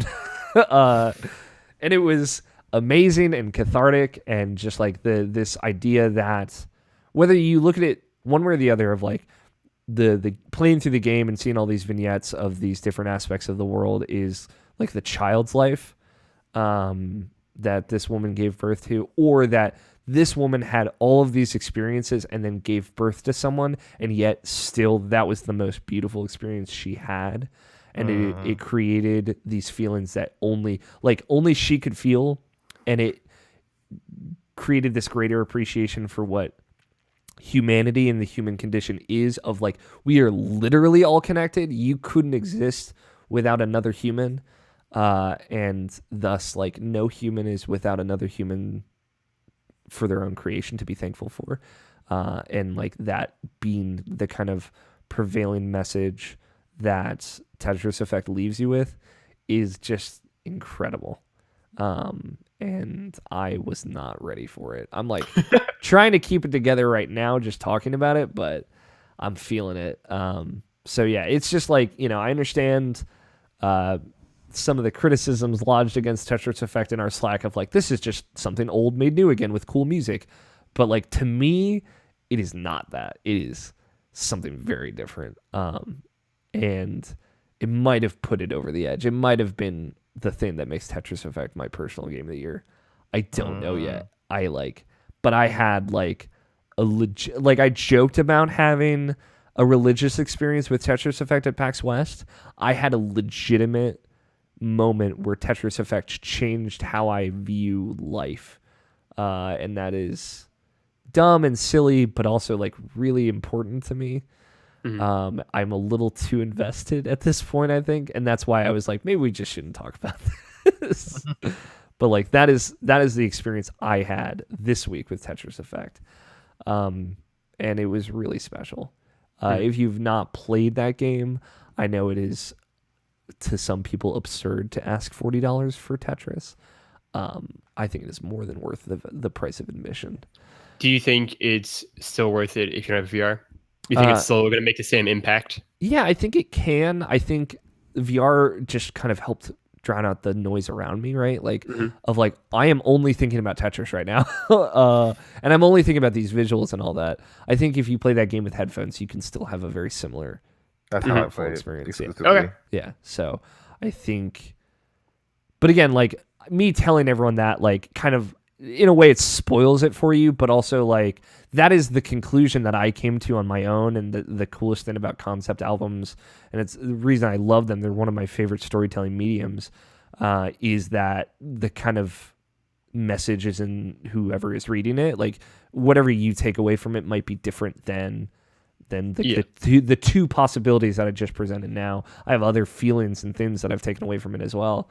Yeah. I mean, that's the beauty of stories in general, right? That people take different things. I mean, radically different things away, right? Like even not even concept album, things that are seemingly straightforward, right? Like the thing I go back to all the time is that fact, like Night in the Woods, and how like me and George just have two very diametrically opposed views of like what that game even is about, right? And so like, Yeah. it's kind of the beauty and the joy of all this. Yeah. But it was really powerful. Like, Yeah, you definitely sold me on it. I was not ready for it. And it was mostly a thing of like, when I finished it the first time and the credits were playing, I just didn't hear the music. And then when I heard that music, after having like, and I wasn't expecting anything. After having heard, like played through the game up until that point, like this literal one line of lyrics, which was like when you were born. And it was like, it changed everything for me. So it is like, in a way, it's kind of minute, but like, you know, and I understand like this is probably something people have been talking about, you know, this producer's games for a while that other people might have had. But this was the first time I had it. And it was also nice that it was accompanied by a game that I just passionately love just in general, which is Tetris. And I had that, and like, it was incredible, and it still is. And I just put on a headset. It's like the only time I've like sought out playing a game in VR. Put on a headset. I played through Journey Mode twice since that first time, and I cried at the end both times. Still, of just like, you know, it's just a feel good. It's just so beautiful. It just fills me with these feelings, and they just come pouring out in tears. So, yeah, that game is incredible, and I feel really good about it. I don't know if any of that resonated with you, Nabashin, but yeah. Like almost completely, yes. Yeah, it's that game is something special. That's all I've been playing though. I figure I'd go out on like a really high note. Yeah, something really positive. We didn't pull any news this week, so that's why I kind of skipped the break. No news. Game Awards are on Thursday. Please be excited. Smash Brothers is on Friday. One prediction. Go. Game Awards, Harry Potter game, man. I already made it. It's gonna happen. Does that count? No. Okay. That doesn't count.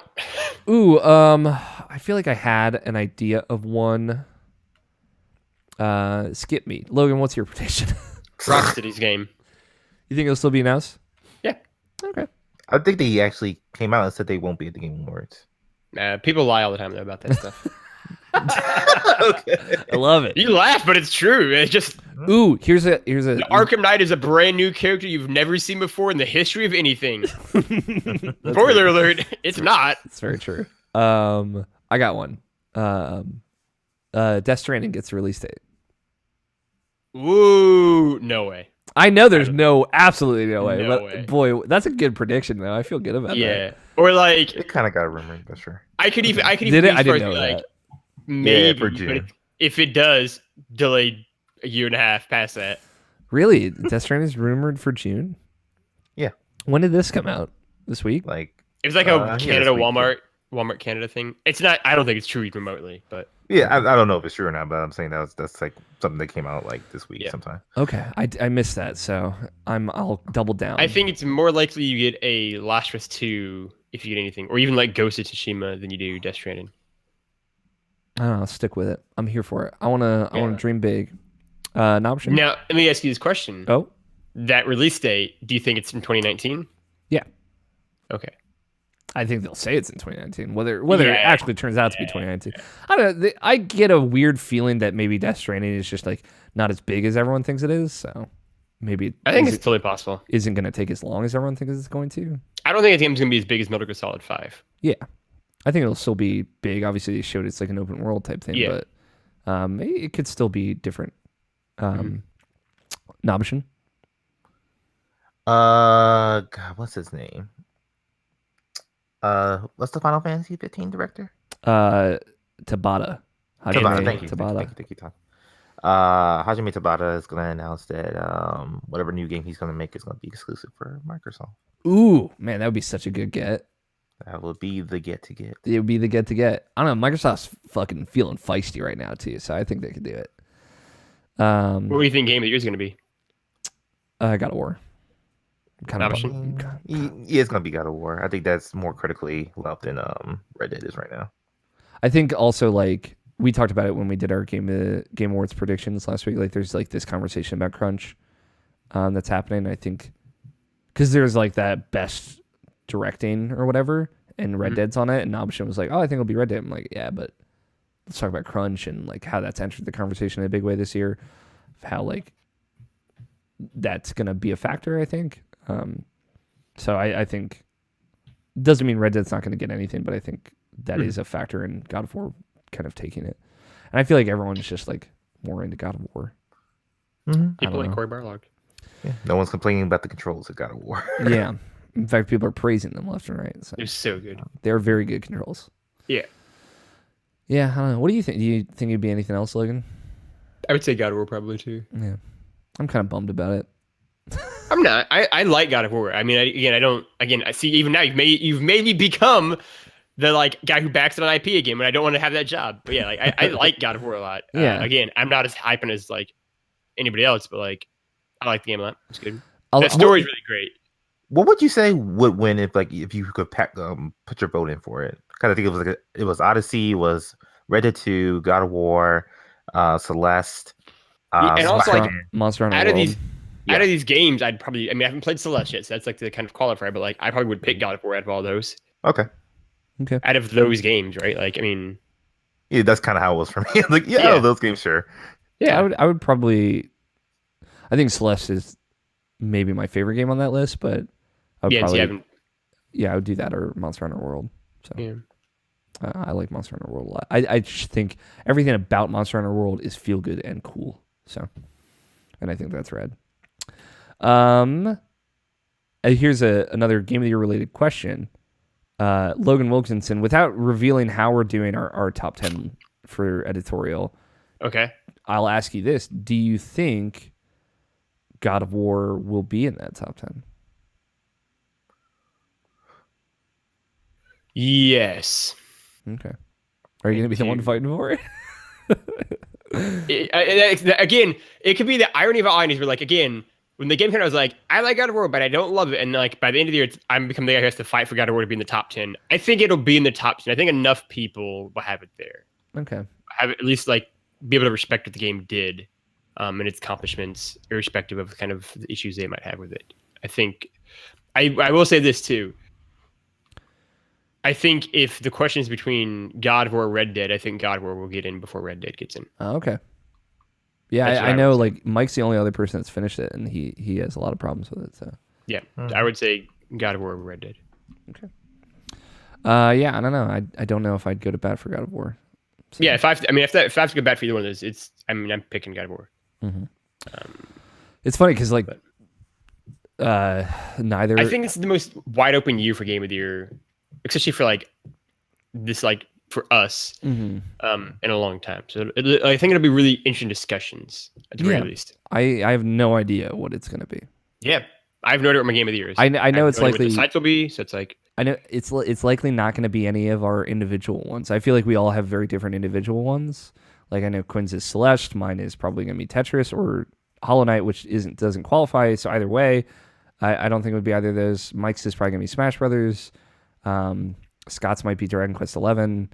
I have no idea what Jarrett likes, but I don't think he'll be in general. It's in general. I don't think he'll be in that conversation anyway. So and I don't know what Jared. I don't know what Jared. I mean, George will have either. So. Yeah, I don't know what George would do. It might be him. And I don't know what mine is either. So it's yeah. So but I don't think it'd be any of those individual picks, like our personal games of the year. So weirdly, I think as much as it pains me to say this, I think if it's going to be any of those that I just named, I think the most likely one is Quinn's and Celeste. If I think it's going to be any individual person's game of the year, it might be. Yeah, I think Celeste is a good pick, though. I think it's a really great game. Really excited for you to play that. Yeah, I'm excited to play it, and possibly, probably next week once I finish up God of War. I mean, not God of War, Red Dead. Mm-hmm. Cool thing about Celeste, too, is like if you want to just play the story, you can do that in a few hours and get a great experience. And then if you really like how it plays, you can like go deep on that, too. Mm-hmm. It's not crazy. Yeah, it's not crazy long. Yeah, but like if you do all the extra levels, you're like looking at like 30 hours, and that's cool. Yeah. I ended up really loving the B-sides. I never ended up playing any of the C-sides, but I love those B-sides. Are very good. Let's take. I should have gotten. We were having a conversation. I didn't get prepared for this next segment at all. Let's take a peek in the mail sack, if I can find. There we go. And talk about some questions that people send in. Remember, you can tweet your questions at Irrational Pod. Just use the hashtag IPQ, and we will read them on the show. And it'll be a jolly good time where I typically have the music pulled up already. But in this case, we got there eventually. You can also email us, mailsack@irrationalpassions.com, and leave us a voicemail, 404-590-1337. We will take those in as well. We only got a handful of questions here, but some of them are pretty good. I like the music. Yeah, it's chill. It's like elevator music. Yeah, exactly. You kind of got to dance with it. I'll say this about Twitter. I retweeted one goddamn picture, and I made a lot of people cry. The Bulbasaur picture. I don't know if you have seen this floating around Option, but I did see it. Yeah, no, Option. I don't know. I don't want to send it to you because it made so many people so sad. So it's basically, if you're familiar with the dog episode of Futurama, it's basically that. It's that told in 4 pictures, and it's incredibly upsetting. But like, feel good upsetting. I thought is a beautiful thing. Do you see this, Logan? I did. I've seen it multiple times. Everybody keeps retweeting it that you did. Yep. Everyone's like telling me like, dude, that's fucked up. Why would you say that? Why would you make me sad like that? And then everyone retweets it. And then Welcome to Twitter. Yeah, more people are like, dude, that's so sad. I'm like, I know, but I gave you this. I gave you the full spectrum of emotion, and you should be thankful for that. Here's a really good question from Cameron Abbott at Unsexiest Comedy. He says, most impactful death in all of video games. Jesus. Ever or this year? He says in all of video games, so we got to assume. Ever. Wow. Now, does he mean, like, for you personally, or like the most impactful death in, like... We always like industry at large, okay. I think like for you in a video game, what was the death that impacted you the most? Jesus. God. It's a tough question. Nabish and I had a really great conversation about Aerith's death recently. I think that's still might be number one for me. It's at least on the list. It's very, very poignant, and it's like the send off for that character, like the things that happen after she dies. It feels like someone that has died. It doesn't feel like, I feel like in a lot of video games, especially more modern games, like people just die and like it sucks and it's supposed to be hurtful. But like there are very rarely funerals in video games that aren't the ends of video games. You know what I mean? Like I think of Life is Strange Season 1, where it's like, oh yeah, there's like this very impactful death. That's a great point. And then it's over, and I don't have anything leaving that. Like, that's a great point. Yeah, it's obviously very impactful. Yeah. It's not the ending of that game that I got, so it's like not part of my experience. Ooh. Yeah, I know you're on the kind of other end of it, Logan. Well, I'm even. I mean, so now we're like dancing around a spoiler alert for life. I mean, this is just spoiler alert for this conversation. Spoiler alert for. I mean, like we're talking about video game death. Spoiler alert. But like, yeah, like, but that one's interesting too because for me, I would argue the big moment for that isn't in episode 5. It's in episode 4 and how that ends. Yes. Yeah. Where like that's when for me it was like just immediate like glass shattering moment. Like total sense of like powerlessness and like everything just went black and it's like, oh my god, like I like just absolutely like burst your heart kind of thing. Yeah. Just a gut wrenching moment like that, even more than episode 5. Because episode 5, as much as that was centered really all around like that one decisive question and decision, you also had, because of that, like 2 hours kind of prepare yourself for one way or the other. Like you knew something was going to happen there. Yeah, that's fair. And also because you'd already, in a way, kind of experienced the loss in a way already. But episode 4, the way it hit you, that's a really interesting one. I know that's a big one for Cameron too. The person asking. Yeah, Cameron really. Yeah. I mean, maybe it's weird. Like, so like obviously a video game that at the very least me and you love. I don't know options for this much, but like The Last of Us obviously has one that literally opens a game that is like this kind of big death. But it's interesting because that moment has never been like one of my big moments of The Last of Us. Like, it's obviously like a great moment, but like it never like hit me. I think like it obviously it informs literally everything that game's about. Yes. And it's felt everywhere in that game, but like the moment itself is like I mean, it happens so quickly. Of like it's stunning, and I just met these characters too. I have no sort of anything. Yeah, but that moment is great. I look at maybe, I think, What Remains of Edith Finch. I mean, obviously, I think that game is really beautiful. The way it does numerous vignettes, but the one obviously that I'm going to kind of focus on, I think that you'll immediately jump on to is Lewis. Yeah, Lewis's death is very powerful. I think that vignette is incredible. And anytime I've ever gone back to play What Remains of Edith Finch, that is like the moment that always will break me every time. It is just so. It's also the only death in that game that you see. Yeah. Which makes it way more powerful. Yeah. So. It is super. I mean, that whole vignette is again like I think one of the best. 10-15 minutes of storytelling in a video game I've ever encountered is so incredible. Yeah. I think Brothers: A Tale of Two Sons, which is one of my favorite video games of all time. There is a moment near the end of that game where, spoiler alert, again for like a 7-year-old video game now. Spoiler alert: one of the brothers dies, and it is incredibly sad, incredibly gut-wrenching, and like tonally unexpected. And then like what happens, because in that game, to your point earlier about Life is Strange, the game goes on afterwards. Yeah, that's one of the things I like about that too, is like and you have to kind of deal with that. You have to bury your brother. Yeah, it is like really, really powerful. Yeah, and it is an incredible moment in that.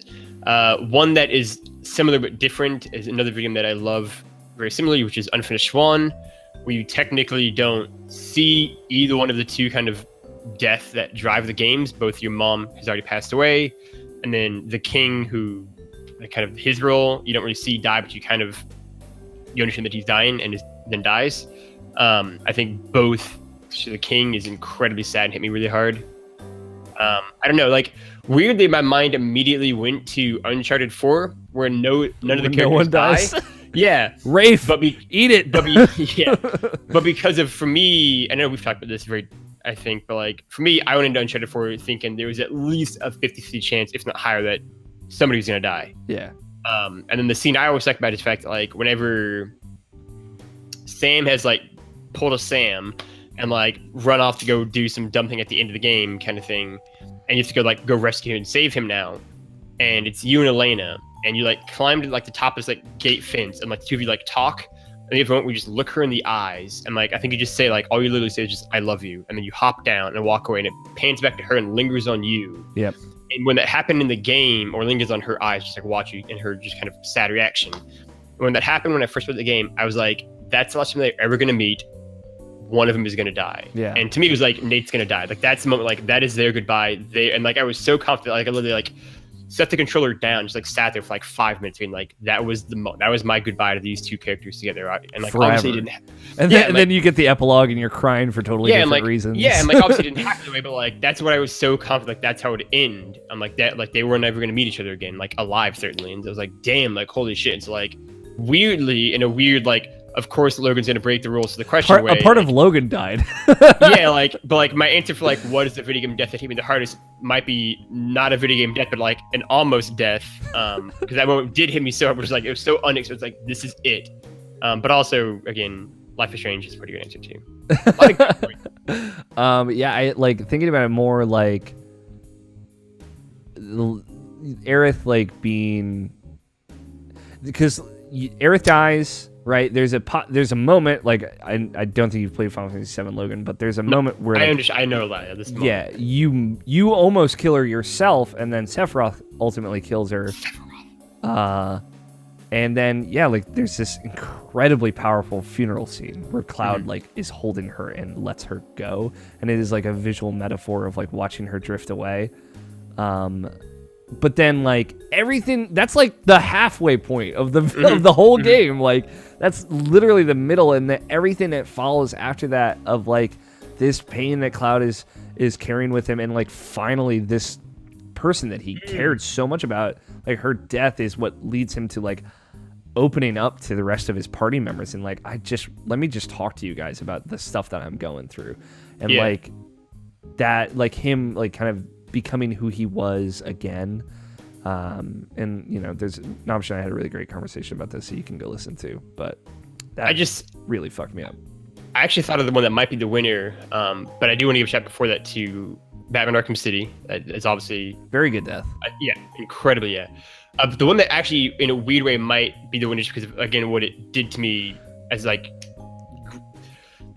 what it did to me is Call of Duty Modern Warfare, the first one. Oh yeah, it's a weird one, but yeah, where the main character of the game dies, maybe halfway through the game, maybe not even halfway through the game, and he just dies. He dies in a nuclear explosion.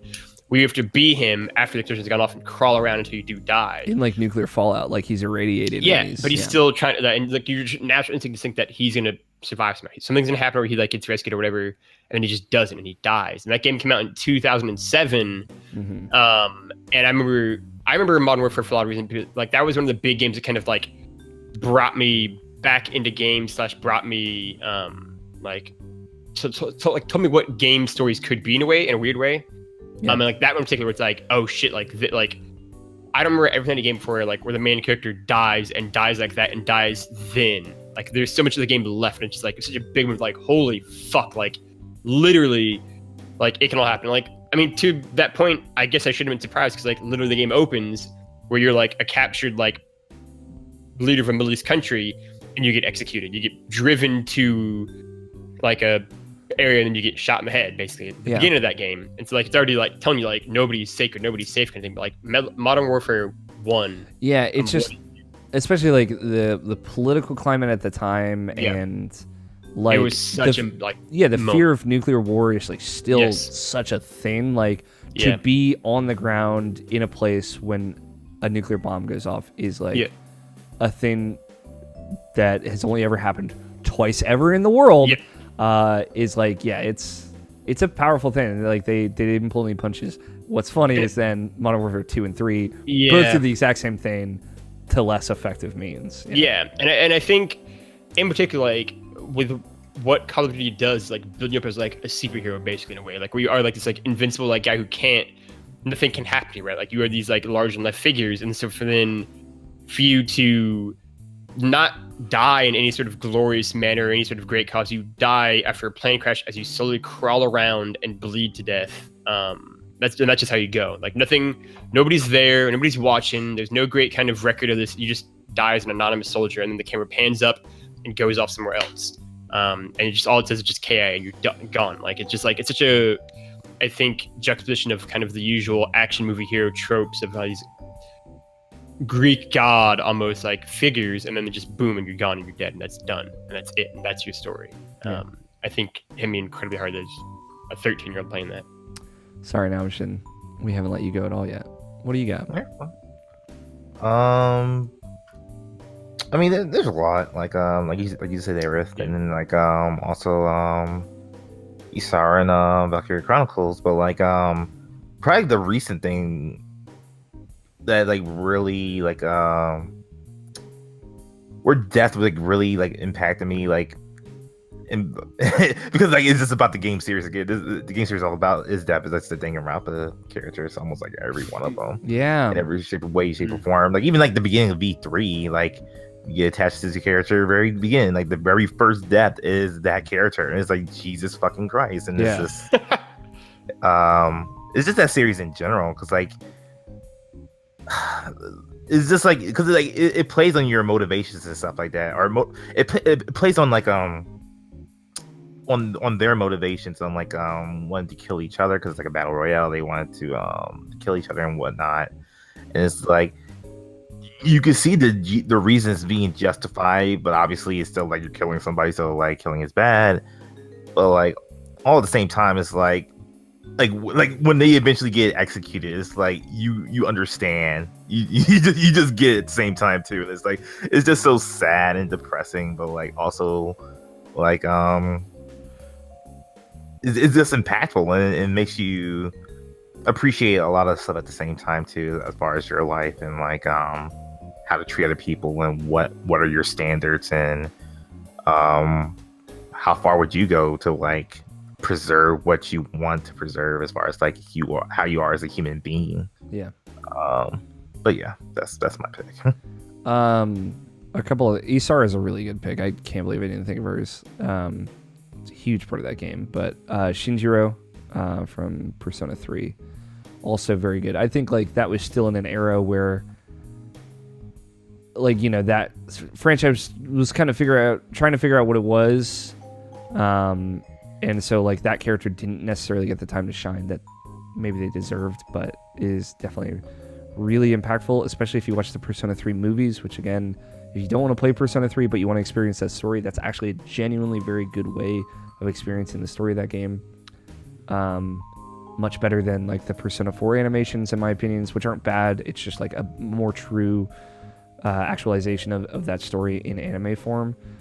But yeah, Shinjiro's death is like really, really heartbreaking for characters in your group. And like you kind of reconciling with them and dealing with that is something that game does really well. Persona 3 is all about death. It is, yeah, it's done really well in that game. That's a lot of shout outs. A lot of good video game deaths. I will say like the majority of the ones we talked about though are deaths that happen at the end of video games. And I think, I don't know. I don't want to say it's like cheap. It's just like, it's very much, it's the narrative kind of finale, right? To kind of bring things home. I think it is more, in my experience, or like from my perspective, it is more impactful and it will leave more with you if you show how characters deal with death rather than showing a death.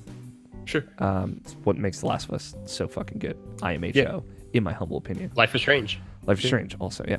Danganronpa. Danganronpa, also, yeah.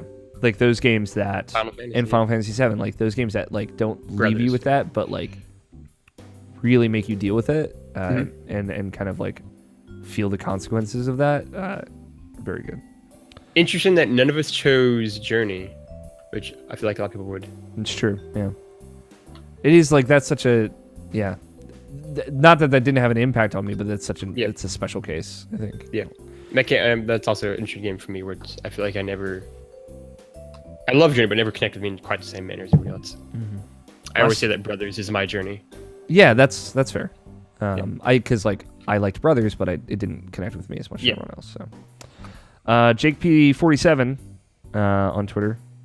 My co-host on our Kingdom Hearts limited run series, 3 Best Friends cast. Check it out. He says, do we need at least 2 more Kingdom Hearts 3 trailers? No. I don't know. Do we need this, Namashin? I've been thinking about this. Going back and forth. At least 2 more, you said? Yeah, there's going to be 2 more in December. Like, oh. They've announced. No More came out there and it's like, there's going to be 2 more.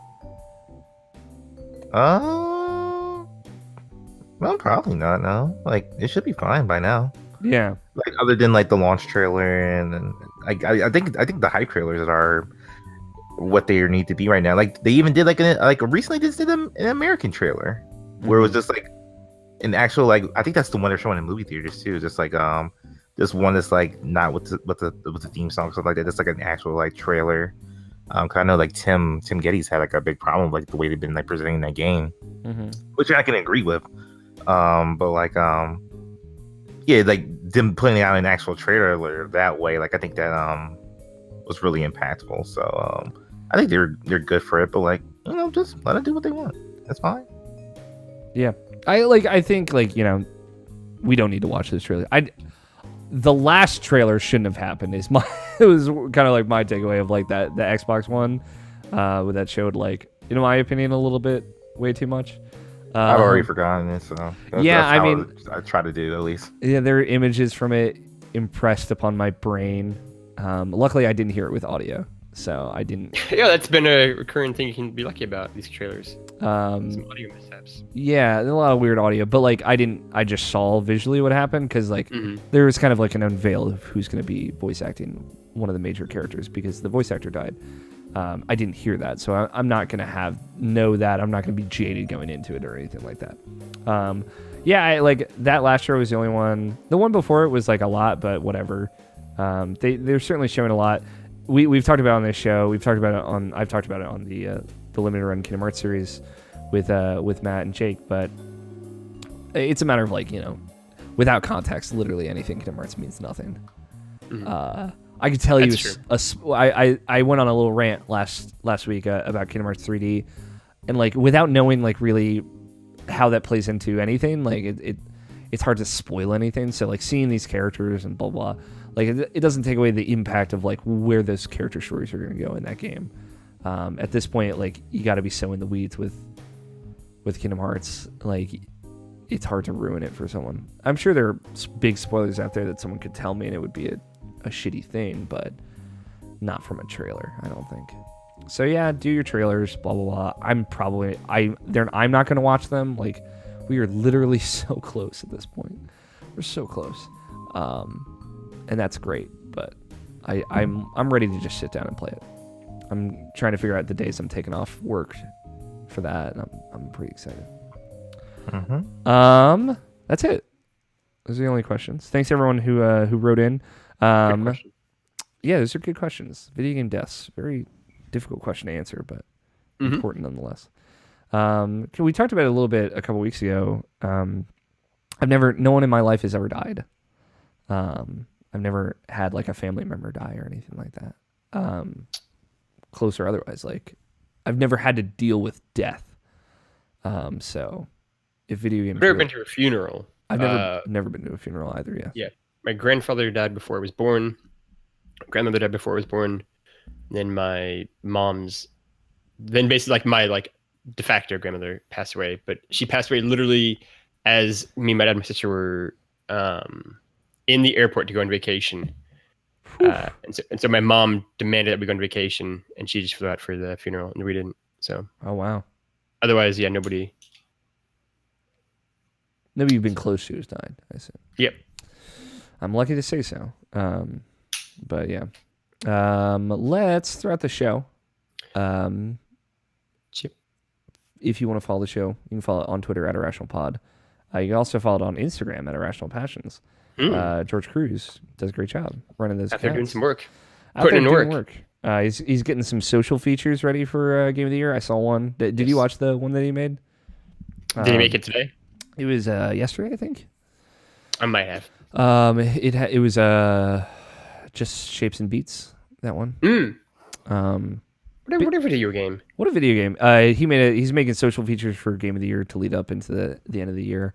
One of them is done and I saw it. It's very good. So, he puts a lot of work into that. At the very least, follow that account for George. If not, to keep up with what we're doing when we got inputs out, Irrational Passions out, articles out, reviews out, et cetera, et cetera. Streams. Smash Bros. Comes out this weekend. Mike, Scott, and I are going to be streaming it a whole bunch. So tune into those. It's going to be fun. It's on twitch.tv/Irrational Passions.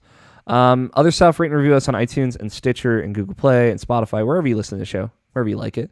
It helps us out a lot. Check out Input, that Logan hosts. It's a video game news show. Check out Get Acquainted, a show I host. Maybe coming back soon in the future. And check out Podcast Ultimates, our Smash Bros. Podcast, and Video Game Book Club. We had to kind of change the schedule on Video Game Book Club for November. We are working on stuff.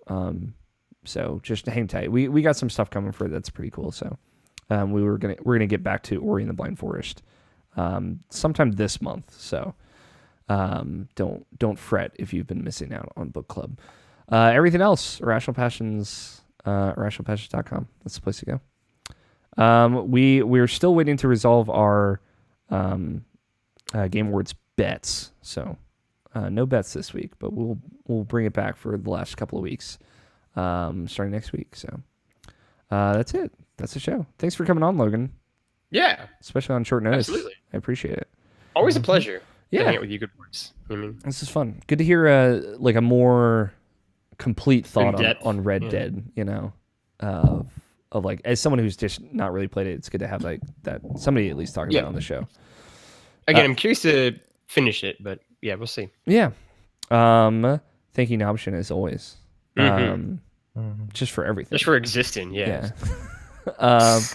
Thank you, Danny Wiesner, for opening music of Two Player Co-op and our closing music of The World is Saved. Thanks everyone So good. for tuning in, listening, watching, however you consumed this. We appreciate you. Instagramming, Snapchat TV, and illegally downloaded off of illegal websites. I It's don't know. free, so I don't know. Hope you get it. Yeah, if you could mean- illegally download this. Yeah, If you did, though, I guess, illegally downloaded from a monetized website that had stolen it first. There we go. See, there you go. Don't do that though. We love you all very much. Yes. Thank you, Tony and Scott, wherever you guys are. Scott's not going to be on the next couple of shows. He let us know yesterday, so not a lot of lead on it. But Happy Hanukkah, by the way. too. yeah, happy Hanukkah. First day of Hanukkah. Oh, really? Yeah, We're in it, man. December. we're in it. But Scott sends his love always. You all know that. That's it. I've been your host, Alex O'Neill. Play your game, stay rational. We'll talk to you all next week. Titles. I guess it's the responsibility falls to me. I'm like in the execution list of like it's like the president and the vice president. I'm like the what's it, the House? Yeah, tell me what it is. Yeah, what is it? Secretary House. Secretary of the House? Yeah. I'm close. I know it's the House of The Representatives. Speaker of the House. Damn it. Shit. Sorry. President pro tempore of the Senate. I It's failed you, fourth. Logan. I didn't even I mean, know yeah. that was a position, President O Tempore. President pro tempore. It is usually held by the oldest person in either party, whoever's in the majority in the Senate. So usually it's like an 85-year-old guy who, if the other two people were to die and he become president, probably would not be aware of where he's currently sitting. But that's technically it. And then after that, then it goes to Secretary of like State and Defense and Treasury. And It's weird the cabinet's always like is like down the list, but I guess they're not elected, right? So yeah, makes sense. exactly. Yeah. And it Titles. goes in order of them being created. Fun fact. Oh, okay. Shout outs to Barrett Courtney. Yes. Jarrett has a doctorate. Yes. Very good one. Do you want a cookie? Wet nurse. Yeah. Professor Oak, Pokemon Candy Blender. I also like a lot. Logan said Zelda 1 is a bad game. never outlive this game. Yeah, dude, it's gonna be your fucking curse forever. Gorons are cool. Shout Gorons out are cool. Shout out to Dave Fenoy. Yeah. Brothers is my journey. Now, I just want to say two things. Yeah. Both of them sort of related. The minute I said both of those words, I knew they'd be in this. There was like the moment where it was like, that's gonna be in titles. Both Zelda 1 is a bad game and also Gorons Grove. Like those are gonna be in titles. Mm-hmm. And was there another thought? You said the two things? Or was Those that- two combined. Those Yeah, two things. Okay. Yeah. What do you like, Nobshin?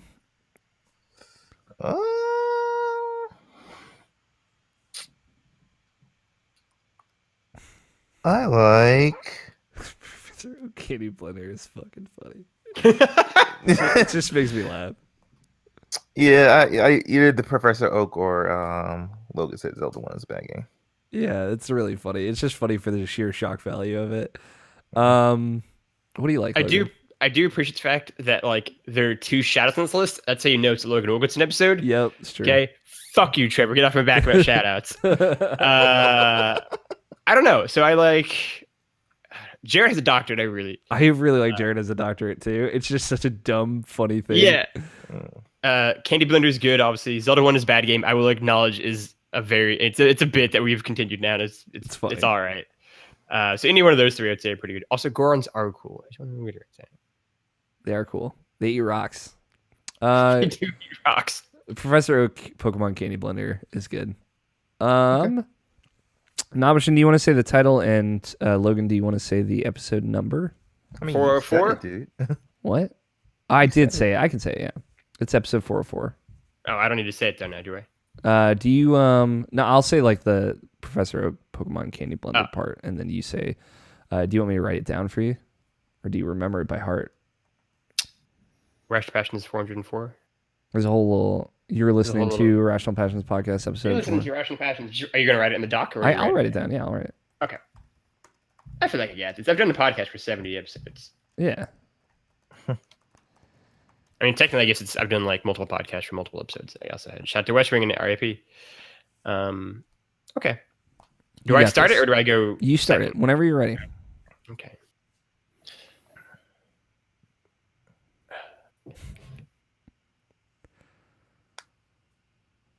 You're listening to Irrational Passions Podcast, episode 404. Professor Oak Pokemon Candy Blender. That's it. Here we go. You can stop recording now. Thanks everyone for watching, video viewers. We love you very, very much. Mm-hmm. And I hope you have a good evening. Yes.